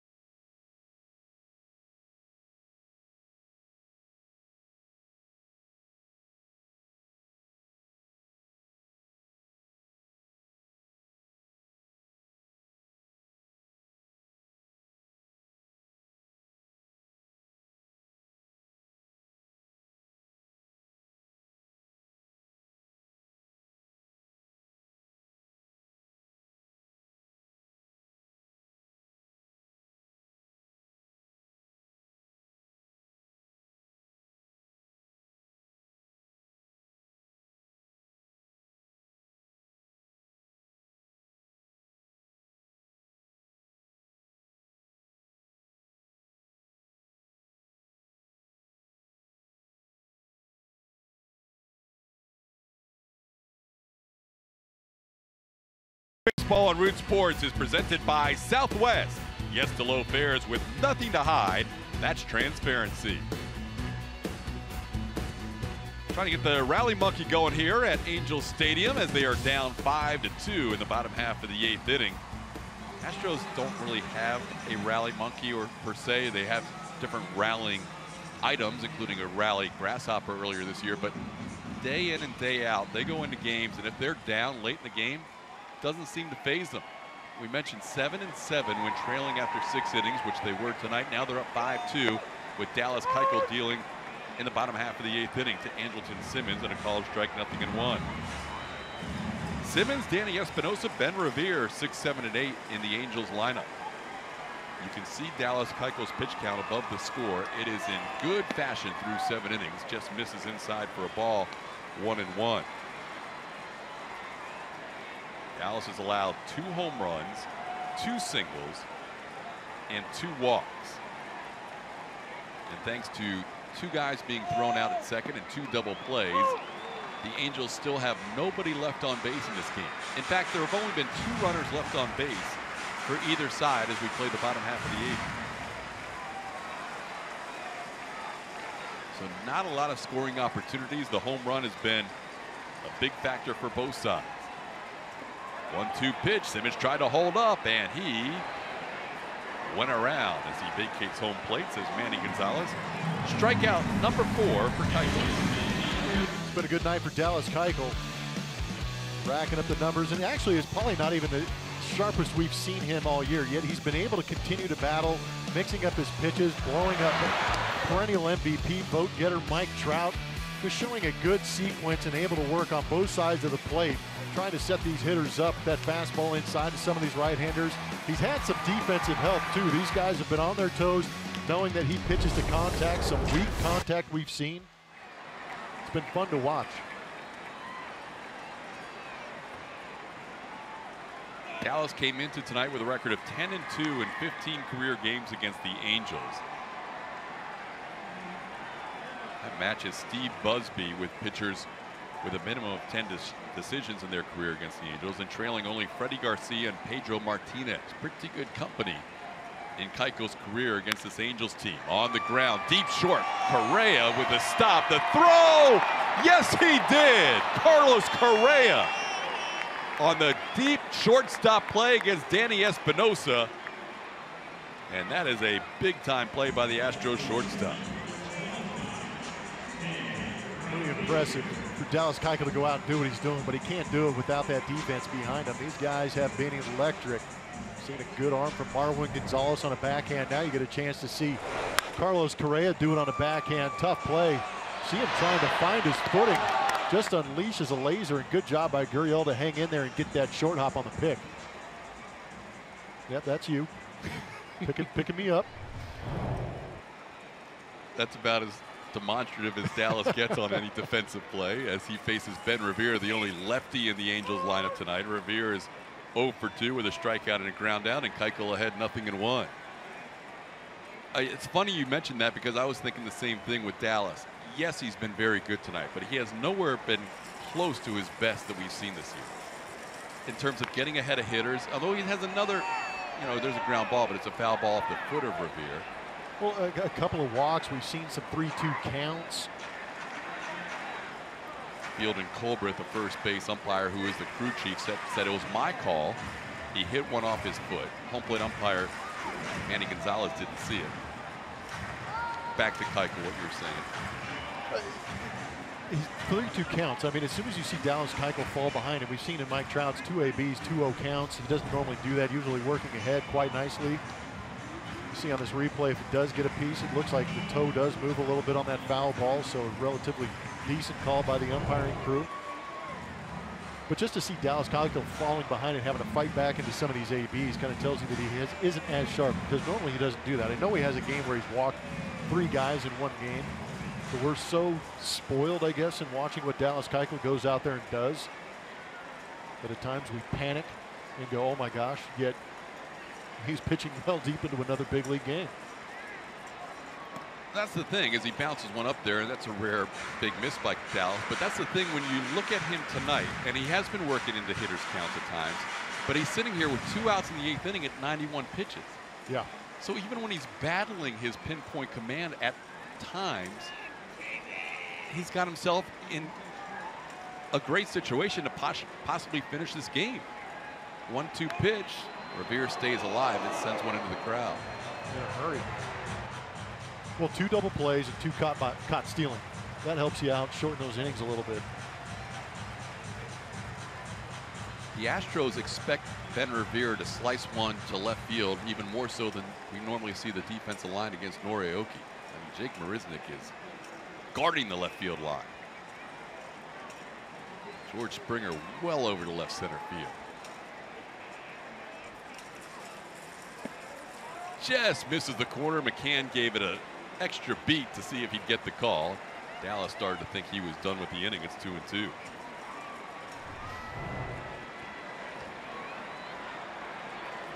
Ooh. Instead, here comes pitch number 94. And Revere stays alive. This will be the deepest Dallas has gone in any inning. His 13th pitch. It could match the 7th, the 5th, the 4th, and the 2nd. He came in averaging 13.3 pitches per inning. He has not needed more than 13 pitches in any inning tonight. And he doesn't have his best command. Yeah. Unbelievable. Go figure on that one. The deception, ability to get hitters to chase. Another 13 pitch inning. 13 pitches is all that was needed. Dallas Keuchel is fired up through 8, and his team leads 5-2.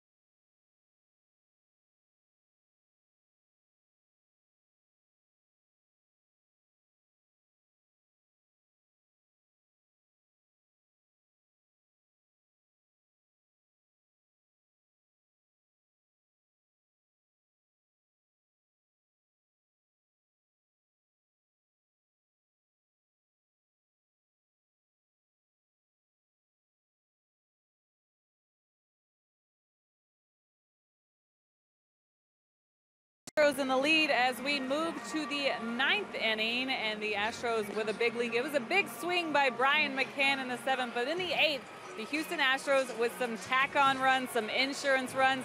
We've seen them do that a lot here lately, and that's been crucial for this club, for any club, really, how good Major League Baseball teams are. They can come back and get you at any point. And the Astros surely know that. They've been on the other side. Well, here's a couple that they've had just this week. There was a big one by George Springer a couple of nights ago on Tuesday night. You know, Marwin Gonzalez did hit that grand slam against the Rangers, put him up by a couple of runs there, but they ended up just winning by 1. So it takes the pressure off some bullpens that they can just keep tacking on these runs. And that's what this club has continued to do. They perform well late in games, and it's really one of the big reasons behind their great start to the season, guys. Yeah, tack-on runs are a beautiful thing for so many reasons, and in this case, not only helping the bullpen, but maybe helping Dallas Keuchel go out and finish the game himself, as we have not seen any stirring in the Astros bullpen. Major League debut time for the Angels, Keenan Middleton, and he is greeted on a first pitch swing off the bat of Carlos Beltran off the wall. Beltran has his 2nd extra base hit of the game, as he cruises into second base with another double, his second tonight, and for Beltran, 542 in his career, passing Rogers Hornsby for 34th all-time in Major League Baseball history. Not too shabby. Making history every time you hit an extra base hit. Kudos to Carlos Beltran, but how about the old man welcoming in the young kid into the big leagues? Squaring up that first heater, hit a bullet off that right field wall. Cameron Maben may have played this into a double. Lost track of where that wall was. Yuli Gurriel swings through that pitch, 0-1. Keenan Middleton is just 23 years old, making his major league debut.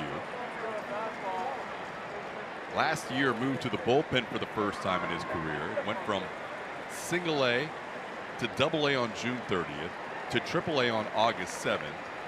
And then this year came close to making the team, as you see his numbers at triple A this year. And tonight at age 23, the dual sport athlete from Lane Community College in Oregon gets a chance to be a major leaguer. And a ground ball towards the right side. That'll move Beltran to third as Gurriel grounds out. Yuli's 1 for 4 on the night, so he will get a nice hand from his teammates moving the runner along. Well, that's part of the game. If you're going to score runs late, we're going to bring you some league leaders presented by Houston Methodist. There you get a good look at it. Close and late batting average. 50-point difference. This is coming into tonight. 335, that number for the Houston Astros, doing a great job. But it's just amazing how they are relentless throughout the portion of the game that is against some guys in bullpens. It should be putting them away. 57-point lead on the rest of baseball before tonight. It's not fair. Infield in with a 5-2 lead, and Brian McCann at the plate. He fouls one back. Good catch by Fan to the left of us. McCann with a big 3-run bomb, giving the Astros a 4-2 lead. That came against the left-hander Jose Alvarez in the 7th inning. Pitch misses. It's 1-1.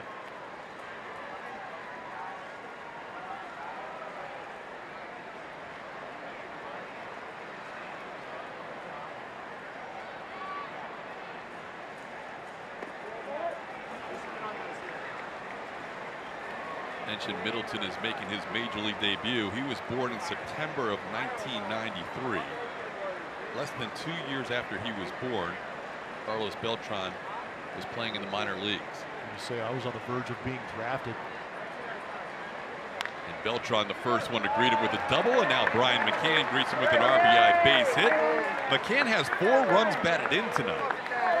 And the Astros, with that tack-on run that Julie was talking about, now lead at 6-2. In case you're wondering, that 335 batting average coming into the game is now 345 with that hit by McCann. And now they can't add to that, right? Because it's not close anymore with a 4-run lead. McCann ruined everything. McCann, my goodness. Now, if Julia's still with us, I might bring her in here on something. Because I know that when I was gone, they've added the heavyweight championship belt, which is a beautiful thing that Josh Reddick has brought to the table. Now, Julia, is this, like, Reddick has a big home run tonight and an RBI, so he has a home run and 2 RBIs. McCann, obviously, a home run and 4 RBIs. Is this a Josh Reddick vote? Will he vote for himself, or how does this work? He probably will. I would. If it no, but I think it's a consensus. They're going to talk about it amongst themselves as a group and then pick the player of the game. He does present it, though. This is Reddick's thing. But what happens if Josh is actually the guy? Oh, I can only imagine what he would do. I was going to say, I'm sure there's something he has up his sleeve. There's probably a stage he brings in. Well, they've got, is Club Astro traveling this year? Oh, yeah. Oh, the lights and everything. So this is probably a pretty spectacular event. Not only the win ball games, Club Astro, and now the championship belt. My goodness. You know there's a brand new sound system at Club Astros at home. Wow. Keeps getting better. It keeps getting better, exactly. New lights this year. Heavyweight championship belt, new lights. Now, there's still a possibility here. Rally Monkey's alive and well here in Anaheim, and it's only a 4-run game. But so far, there would be a battle between McCann and Reddick. You got to give slight advantage to McCann. Two more RBIs and the big home run that changed. And what is he doing with Dallas Keuchel? unbelievable. Yeah, it's been pretty good. The bullpen hasn't moved except for to get a better view while hanging over the fence in left field. A couple of guys don't like the benches here. There is the belt. That is a beautiful award. They make it from scratch. They make it from the leather to the plates, design everything. So that is a handmade, top rope custom-made belt for Josh Reddick and the Houston Astros. Marwin into left field. It's going to be out number 2. Yeah, I mean, Josh found the orange leather himself. And then he had that built. On the continental U.S., or did he have to go overboards? I mean, overseas to go find that stuff. He's got his name on there, obviously. He's got the AL logo. One size fits all because it's got the adjustments in the back where you can, as he liked to say, you could fit McCann or Altuve. Doesn't matter either way. What are you trying to say, Todd? I'm quoting Josh Reddick. I'm not saying anything about Brian McCann, believe me. Brian's a beautiful man right there on first base with 4 RBI night. Just quoting the teammate. I call it strike. Nothing in one. Jake's first at bat. Marisnik gets his first at bat of the night. He took over defensively in the spot of Nori Aoki. Nori hit 3 comebackers to the mound and was retired all 3 times. And a big swing and a foul back to the screen. Nothing in 2. Well, we have seen, as I said, no bullpen action tonight, and it's one thing to give the bullpen the night off. If Dallas Keuchel can get through the 9th without anybody warming up, that takes it to the next level. Because AJ looks at guys that get heated in the bullpen as an appearance. And there's a swing and a miss. Marisnik goes down. So we'll see how Dallas fares in the 9th. His battery mate Brian McCann gives him an extra run with an RBI single to make it a 6-2 game.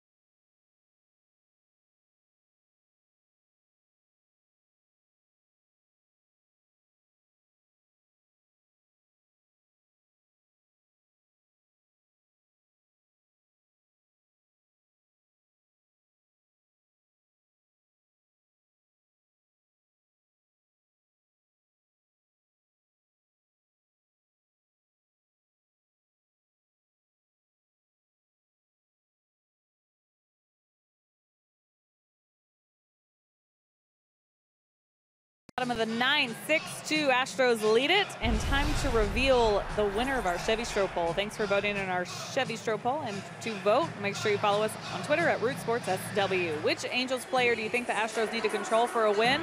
That was the question tonight. Mike Trout, the winner, with 64%. Albert Pujols got 33%. Trout 0 for 3 tonight. Albert Pujols, after that home run, hasn't done anything since, guys. You're right about that, Julian. Hopefully we do not see Mike Trout or Albert Pujols this inning. It actually sets up to where if Dallas Keuchel is efficient and goes 1, 2, 3, you don't have to look at him one more time. Speaking of efficient, Keuchel has thrown 95 pitches as he heads into the 9th, looking for his 2nd complete game of the season. And there's a ball past the diving Marwin Gonzalez into left field for a hit. Martin Maldonado has 2 of the 5 hits against Keuchel in this game, as he is now 2 for 3 with a home run and a leadoff base runner here in the 9th. Good job by Jake speeding over towards that corner to cut that ball off and keep Maldonado at a single. Marwin got a glove on that. And he was frustrated with himself. Pretty good play. Well, Keuchel knows that He can't allow too many base runners here in this inning with a 4-run lead as the Astros bullpen stirs for the first time tonight. And here's Yunel Escobar. Escobar has one of the other 5 hits. His last time up, a single to center field and a called strike, 0-1. 6 runs on 10 hits for the Astros. They've left only 3. But that's 3 more than the Angels have left tonight. They are 2 runs on 5 hits with nobody left on base. And now Keuchel ahead, 0-2.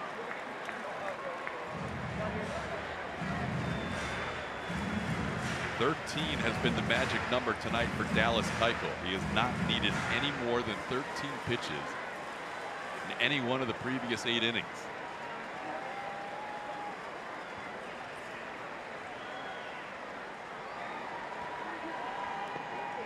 Dirt, 1-2.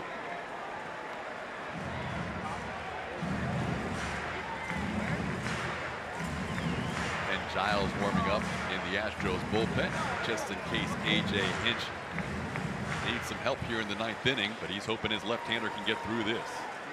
There's the right-hander Giles. Just barely starting to get loose. No real rush on that right now.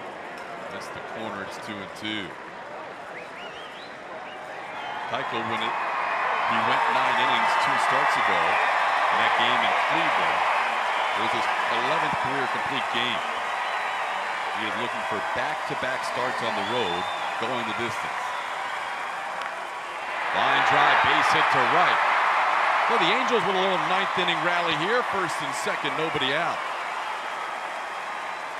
Pitch left up.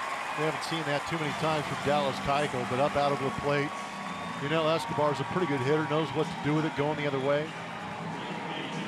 You're probably going to ask Ken Giles to ramp it up a little bit, but you can see trying to bring that breaking ball back down. Just kind of flipped out of the hand of Dallas Keuchel, hung up there. Well, if you're Dallas, you know the significance right here. You've got Trout on deck. You've got Pujols behind him. In a 4-run game, any more base runners would mean that one of those aforementioned sluggers would represent the tying run. Cameron Maybin's been on base twice, a single and a walk. He also struck out. There's a called strike. This is the first time all night the Angels have had a batter hit with a runner in scoring position. Wow.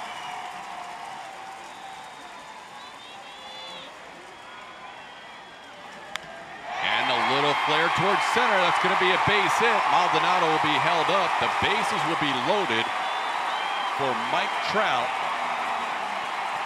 in the 9th inning of a 6-2 game.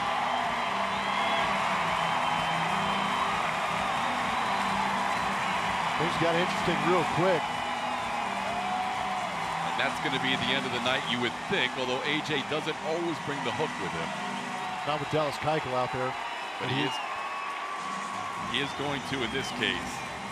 He's going to go to Ken Giles. So 3 singles and Dallas Keuchel's night is over after 8 innings plus 3 batters. Ken Giles gets the call out of the bullpen. Dallas's night is over after 103 pitches, and we'll be back after this.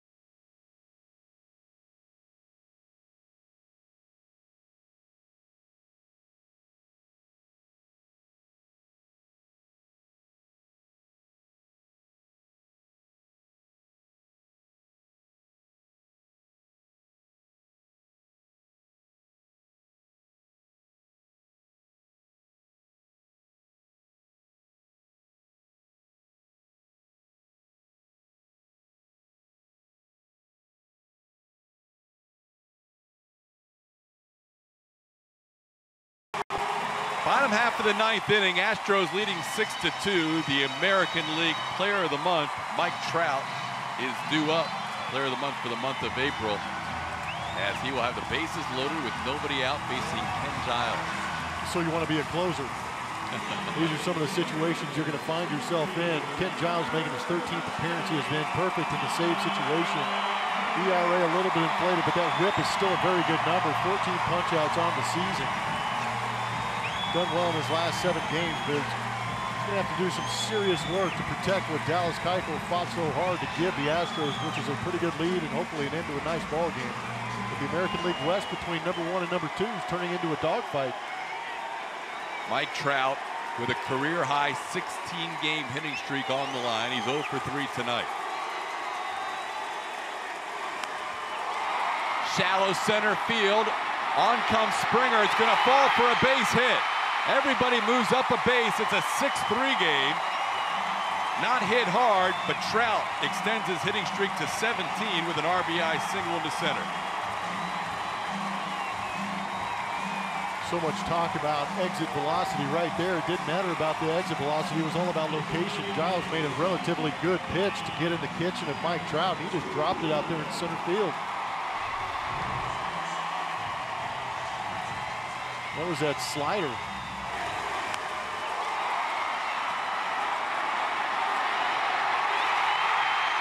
Focus on the next hitter up.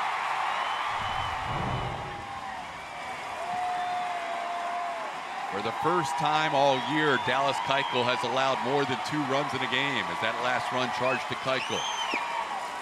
Pitch misses to Pujols. They've got to double up right here. Astros playing deep in the infield. Would gladly trade a run for 2 outs. Escobar on third, Maben on second. Trout represents the tie game at first. Pujols at the plate. 1-1. Front side flying out on Albert Pujols. That's going to be tough to square up a slider if Ken Giles can keep it in that area of the plate. Started on that outer third, break it off the plate. Pujols with career home run number 595 in his first at bat. 2-1. Astros adding a run in the 8th, a run in the 9th, and they've needed it in this 6-3 game.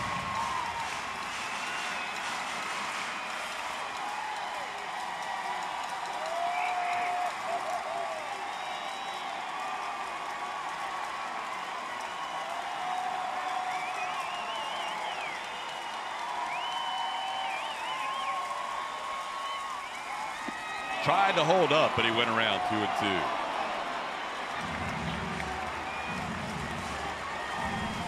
Good pitch, good location. That front side opening up for Albert Pujols again. Again, mentally as a hitter, you know you have a tough time getting to that fastball at 95 plus. How you get to it is by opening up that front side and trying to get the hands through quick. But Ken Giles is doing a good job of getting to that slider on the outer third.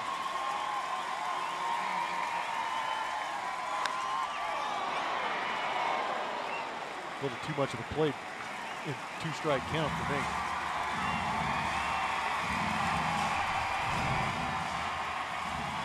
That one backed up. Normally that down and away break, but it may have overthrown it. Giles has thrown more sliders than fastballs this year. He's definitely got way more confidence in locating that slider than he does his fastball for me.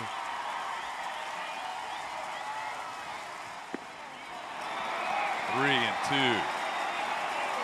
2. Nowhere to go with the bases loaded.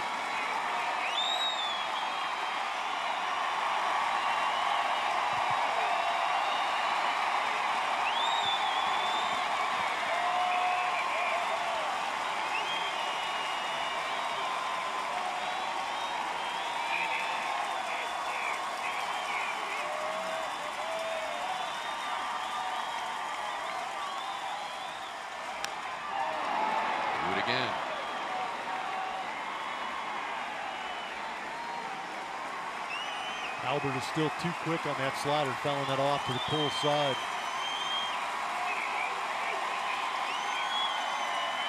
He just doesn't believe that Ken Giles is not going to give in and throw the fastball, especially in this 3-2 count. 3 singles allowed by Keuchel. A little bloop single to center. Off the bat of Mike Trout. Once again, the 3-2. Swing and a miss. Big strikeout for Giles, getting Pujols. And that's the first out in the bottom of the 9th.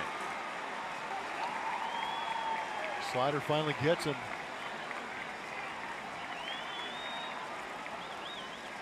Well, we're going to see a former Astro in a pretty big spot here, as Luis Valbuena, who had missed the beginning of the season, did not face the Astros in the first series against Houston this year.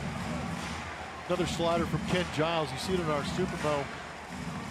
That spin on it creates that downward movement, but not a traditional slide break to it. Ends up going down and into Albert Pujols, but good depth on it created that swing and miss, not the actual break of the slider. Brent Strom talking to his closer, the pitching coach of the Astros. Valbuena is the guy that everybody in that dugout knows very well. Good ball player for the Astros. Had some good friends over there, but moved on. And Alex Bregman took over at third base. Yuli Gurriel came into the Astros program. We hope that some of that knowledge will be beneficial for Ken Giles, and that's what Brent Strom was doing by going out there, is explaining to Ken Giles the approach to go after Luis Valbuena, his strengths, his weaknesses, which part of the plate to locate.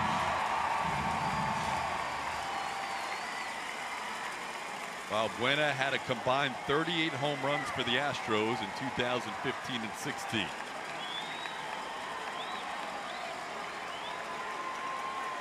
Giles faces him for the first time in his career. Luis can get big in some situations with the swing. Nicely located fastball. It's good to see from Ken Giles. But that swing can get a little bit long. Try and take advantage of that. The first step is getting that first strike.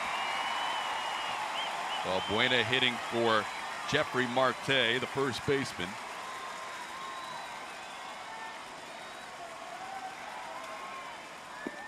Slider, no chase, 1-1. 4 singles to start the inning. Then Giles struck out Albert Pujols. Now 1-1 against the former Astro, Luis Valbuena.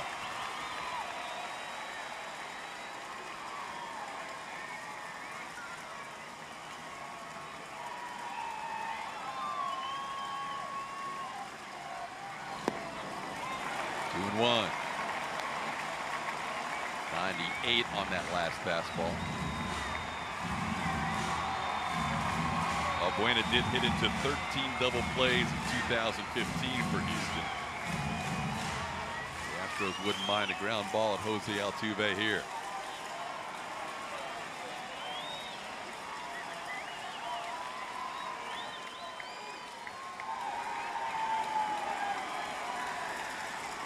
Tried to hold up. He went around 2-2. Got that big swing started. He was anticipating Ken Giles coming back with that 98 mile an hour heater. Pulls the string on him with that slider. Get that check swing. And once you get started to rage on a close to 100 mile an hour fastball, it's tough to hold up.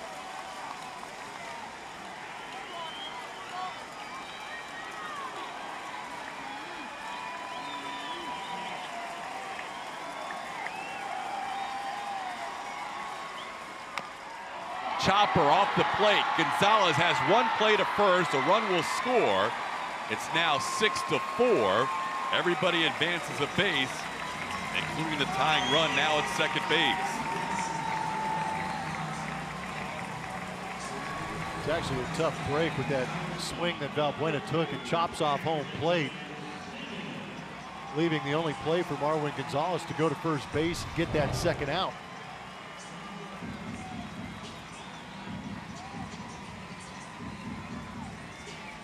Now Giles will face Andrelton Simmons. 0 for 3 tonight.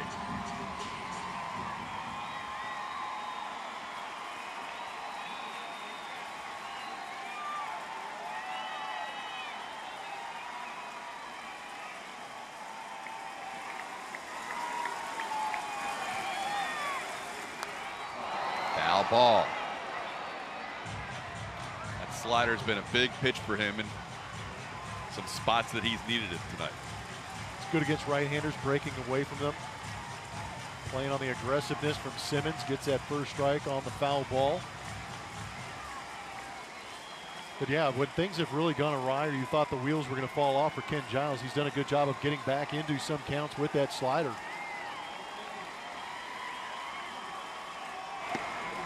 Called strike, 0-2. Nicely done by Ken Giles. Not the best slider, but a well located up and away. But it gives you an idea that Simmons might be trying to sit on that fastball. Got great speed with Mike Trout at second base representing the tie game. But Giles ahead of Simmons, 0-2 with 2 outs.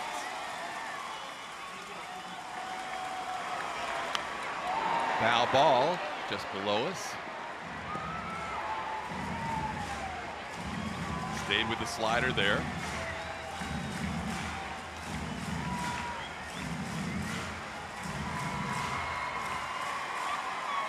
Giles trying to save this one for Dallas Keuchel.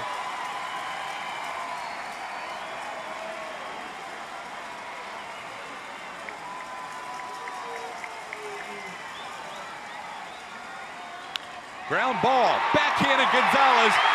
No play to be made. It's a one-run game. Simmons aboard.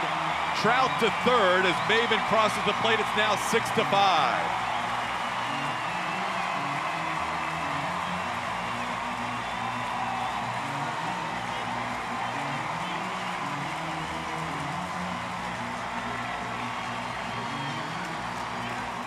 Marwin's so good throughout the course of this game, especially defensively. Got an in-between hop and kind of saw his footing go out from underneath him also, not allowing him to make that play, stand up and make a throw.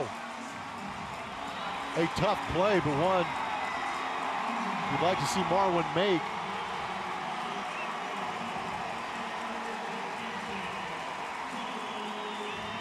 Baseball is a crazy game. Ruled a hit. 5th hit in the inning, 9th hit of the game. All 3 runs this inning charged to Dallas Keuchel. The most important run standing at third base right now, and Mike Trout. As Ken Giles will face a pinch hitter, Cole Calhoun will hit for Danny Espinosa.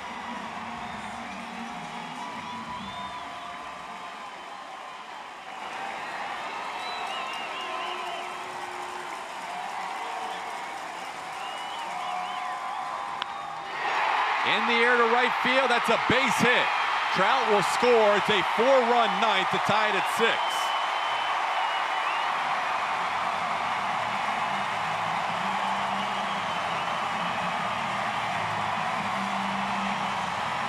First blown save for Ken Giles. Talk about the Astros' relentless offense. How about the Los Angeles Angels of Anaheim picking away at Dallas Keuchel to load up the bases. Ken Giles, a closer for the Astros, comes in. A couple of drop shots, seeing eye base hits, and they're back in this ball game.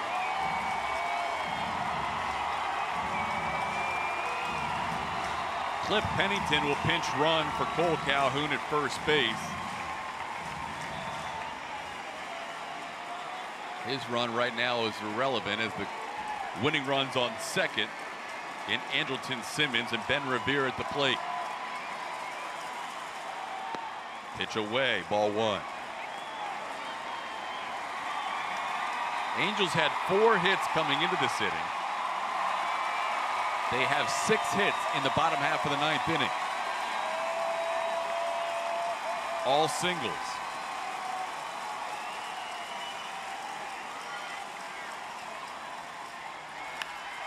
In the air to left field, Marisnick back. He'll get there, and Jake makes the play that will send us into extra innings.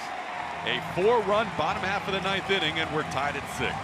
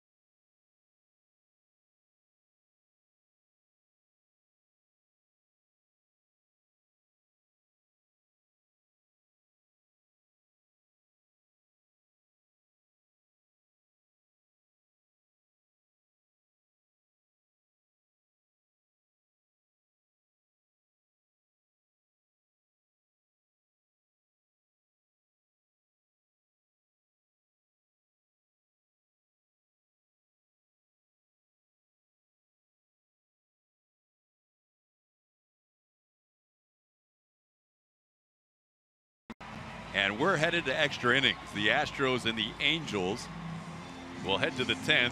Houston will have the top of the order due up against the former Astro, Bud Norris. Setting up to be an interesting finish to this game. Hopefully, if the Astros can get to Bud Norris, pretty good numbers on the year. 3.0 ERA. He's got 5 saves in 7 attempts.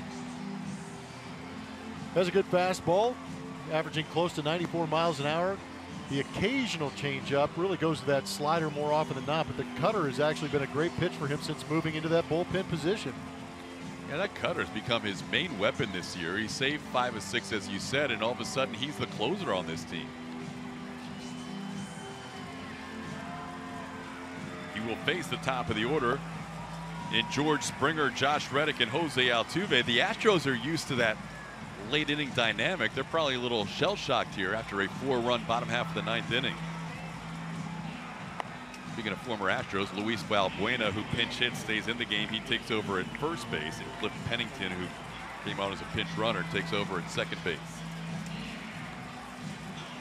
So here we go, extra innings. This is a pitcher's duel all the way until the 7th inning when Brian McCann hit a 3-run home run. Astros tacked on runs in the 8th and 9th. And with Dallas Keuchel on the mound, you thought game over.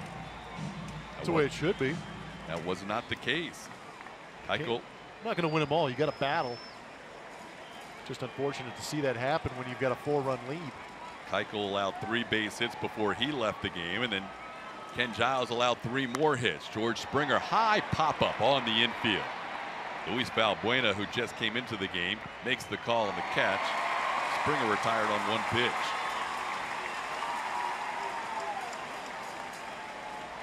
Well, a lot of people at home back in the Houston, Texas area or watching throughout the state or outside the state on Root Sports probably thought we've got a shot to get it asleep before midnight. Keuchel on the mound leading 6-2, 9th inning baseball. And here we are into the 10th as we approach the midnight hour Central Time Zone. Here's Josh Reddick. He's 2 for 4, home run, a single, 2 RBIs. Reddick and McCann have accounted for all 6 runs batted in for Houston tonight. Reddick with 2 runs batted in, McCann with 4.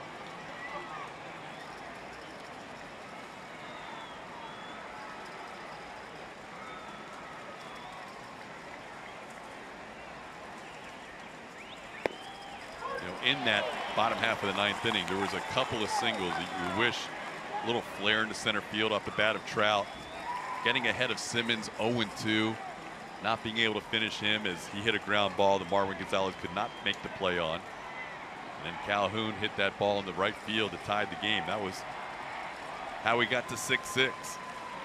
1-1, and Reddick tried to hold up, and he goes around.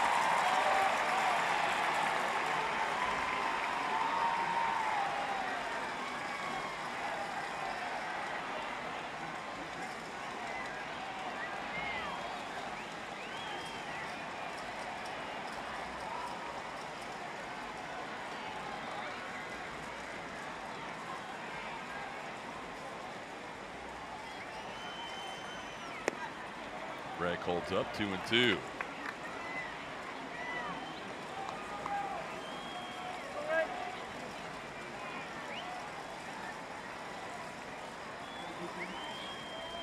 Well, the Astros have an ace in the hole when it comes to extra innings, and it's that guy right there, Chris Davinsky.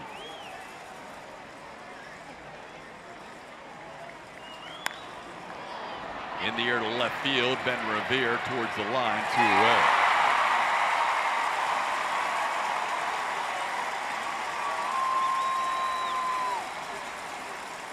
If you're the Astros, Blummer, you've kind of got to hit the reset button now because you had all the momentum. You were thinking Dallas Keuchel on the mound. This game was in pretty good order. Now it's a momentum shift well in the advantage of the Angels as you head to extra innings. Big time. It's nice to have Chris Davinsky out there. You don't want to use him in these situations. You want to use him to set up W's, not keep you in ball games. Pitch from Norris bounces. Jose Altuve has a chance for his first hit tonight. Altuve 0 for 4, grounded into a double play his last time up.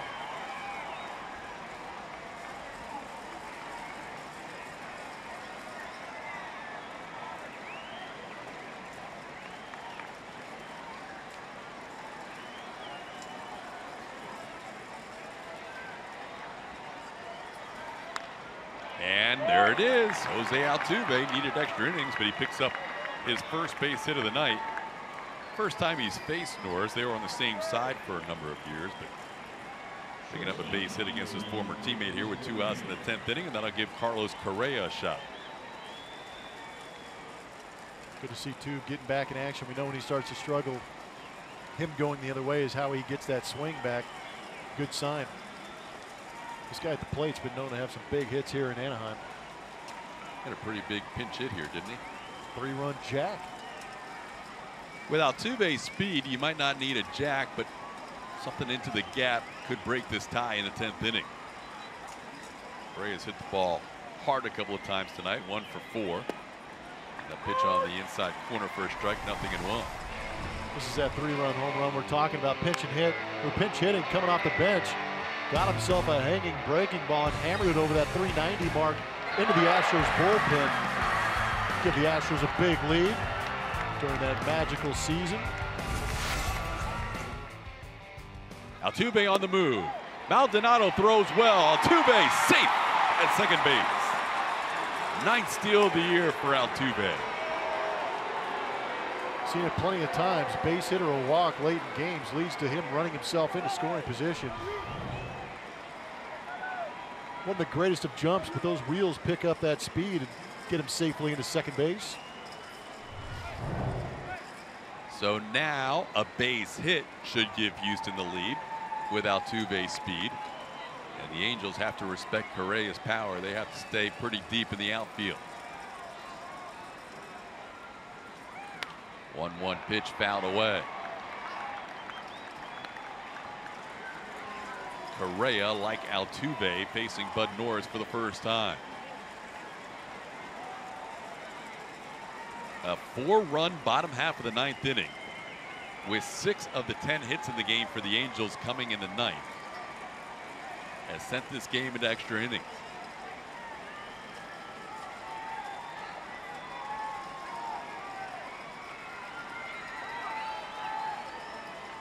Keuchel ends up giving up 5 runs in the game, as those 3 runs that he left with on base all came around to score. So Dallas's ERA will jump up with 8+ innings, 7 hits, 5 earned runs.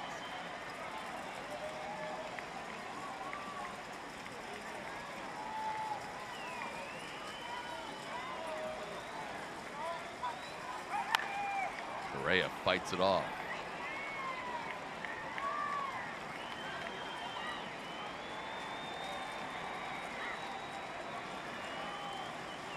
Carlos coming off a homestand where he hit .379 with 6 runs batted in.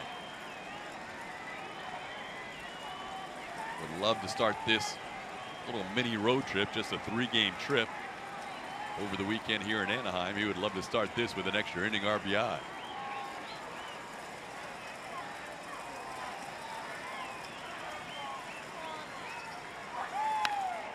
Line drive, base hit to right field. Around third comes Altuve. Fumbled by Maben. Astros take a 7-6 lead. Another big hit for Carlos Correa here at Angel Stadium. Gotta have a flair for the dramatics. That counts as late and close, I think. Altuve, 2 outs, base hit to right, steals the bag, puts himself in scoring position, takes the pressure off Carlos Correa. Almost looked like Maldonado got crossed up on that too, the way he was coming out of his position behind home plate. But in stealing second base and putting himself a base hit away from home plate, takes the pressure off of Carlos Correa, knowing all he has to do is find some outfield grass. And as soon as he does, he knows that Altuve is going to score easy. Great baseball by the Houston Astros. Great job not giving up. Love the bench's reaction. McCann, Springer, everybody up on the top rail, as Altuve and McCann, with Reddick in between, have a little conversation. Carlos Beltran. He's got himself a couple of doubles in his last 2 at-bats and a couple of runs scored. Swings through that pitch by Norris, 0-1. Talk about Correa going up the middle the other way. This is where it comes in handy. He's trying to do that with the fastball, but when he gets a hanging breaking ball, it allows him to see that ball just a little bit longer. And the good lag in the barrel coming through the zone allows him to rip that over the first baseman's head.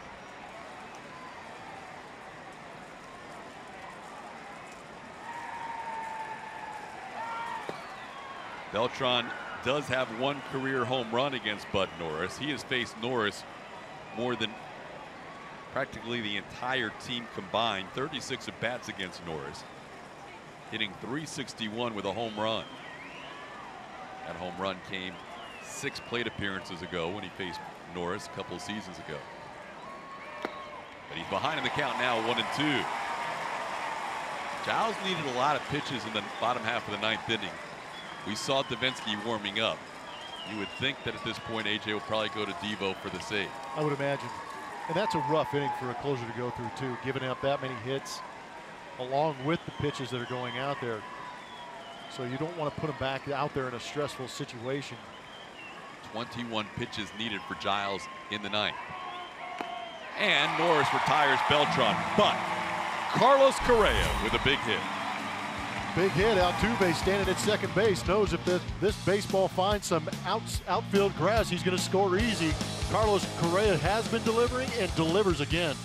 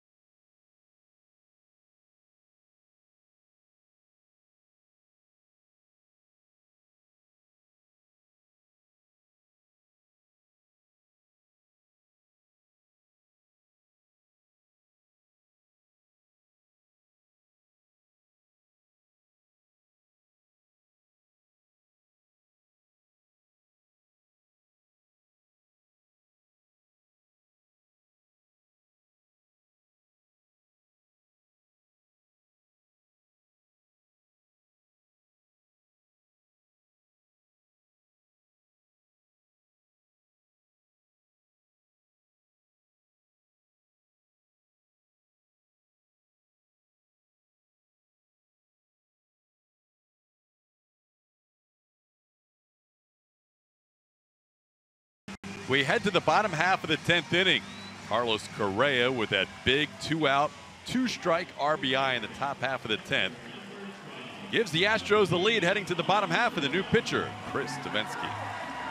Good look at Devo's numbers on the year. That sub-2 ERA is awfully nice to look at, but so is that whip. But the K to walk ratio is truly phenomenal. And you see when they put it in context with that 9 innings, he's averaging over 16.5 punch-outs per 9 innings. Puts him in an elite class. He's been compared to Andrew Miller as far as what he can do out of that bullpen here. He's coming out here to try and get the save for the Houston Astros. He'll face the same part of the lineup that started the 4-run rally in the 9th inning. Martin Maldonado having himself quite a game with a home run, a single, a couple of runs scored, and started that 4-run rally in the 9th inning with a single. Davinsky ahead, 0-1. Davinsky trying to close this one out for the Astros. They've had one blown save in this game, as Ken Giles was unable to finish off the 9th inning and give Dallas Keuchel the victory.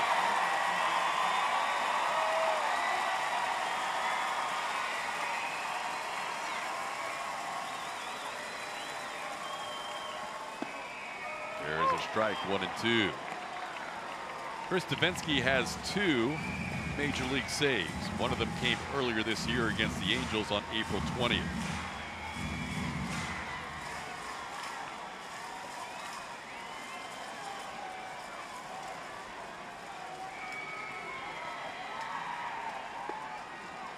Two and two.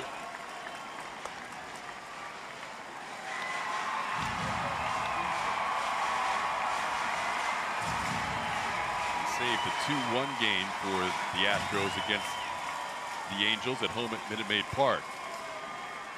They went 2 1/3 innings, allowed 1 run in that save. Here's a 2-2 pitch on the ground towards Correa. The guy who gave the lead for the Astros in the top half makes the play for out number 1 in the bottom half of the 10th. Getting that first out of every inning is always important, but it seems like it is paramount late in ball games, especially when you're trying to hold on to a lead, get that save. Getting that first out in the bottom part of the inning is huge. Maldonado's actually swung the bat pretty well, hitting it hard his last 3 ABs. Luckily right at Carlos Correa on that ground ball. Now back to the top of the order and Yunel Escobar. Escobar's been on base a couple of times with base hits.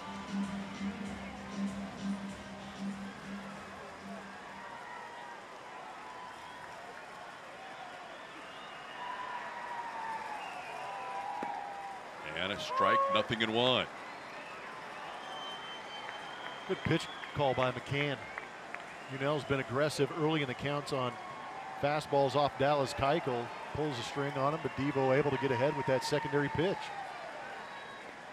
That one bounces back to the backstop, 1-1. Astros have scored in the 7th, 8th, 9th, and 10th. And lead at 7-6. Chris Davinsky looking for his 2nd save on the season and his 3rd of his career. Which misses the corner, 2-1. Just like in the bottom half of the 9th inning, you did not want to see anybody get on base for obvious reasons, but especially when you consider Trout's hitting 4th this inning and Pujols is hitting 5th. High fly ball to right field. Josh Reddick is there. And he puts it away for out number 2. Now, Davinsky 1 out away.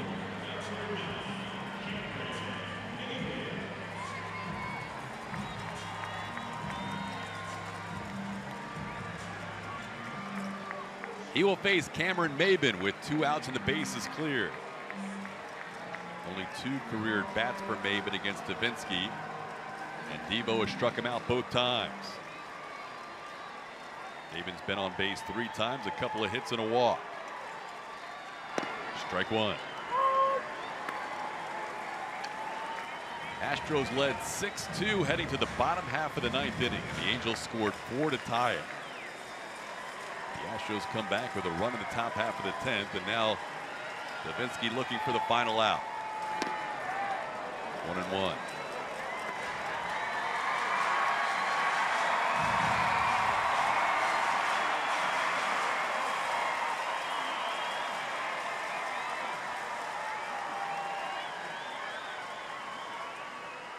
On the ground towards short. Correa to first. Astros win an extra inning, 7-6. 1 inning later than they hoped to win the game, but they will take the road win, 7-6.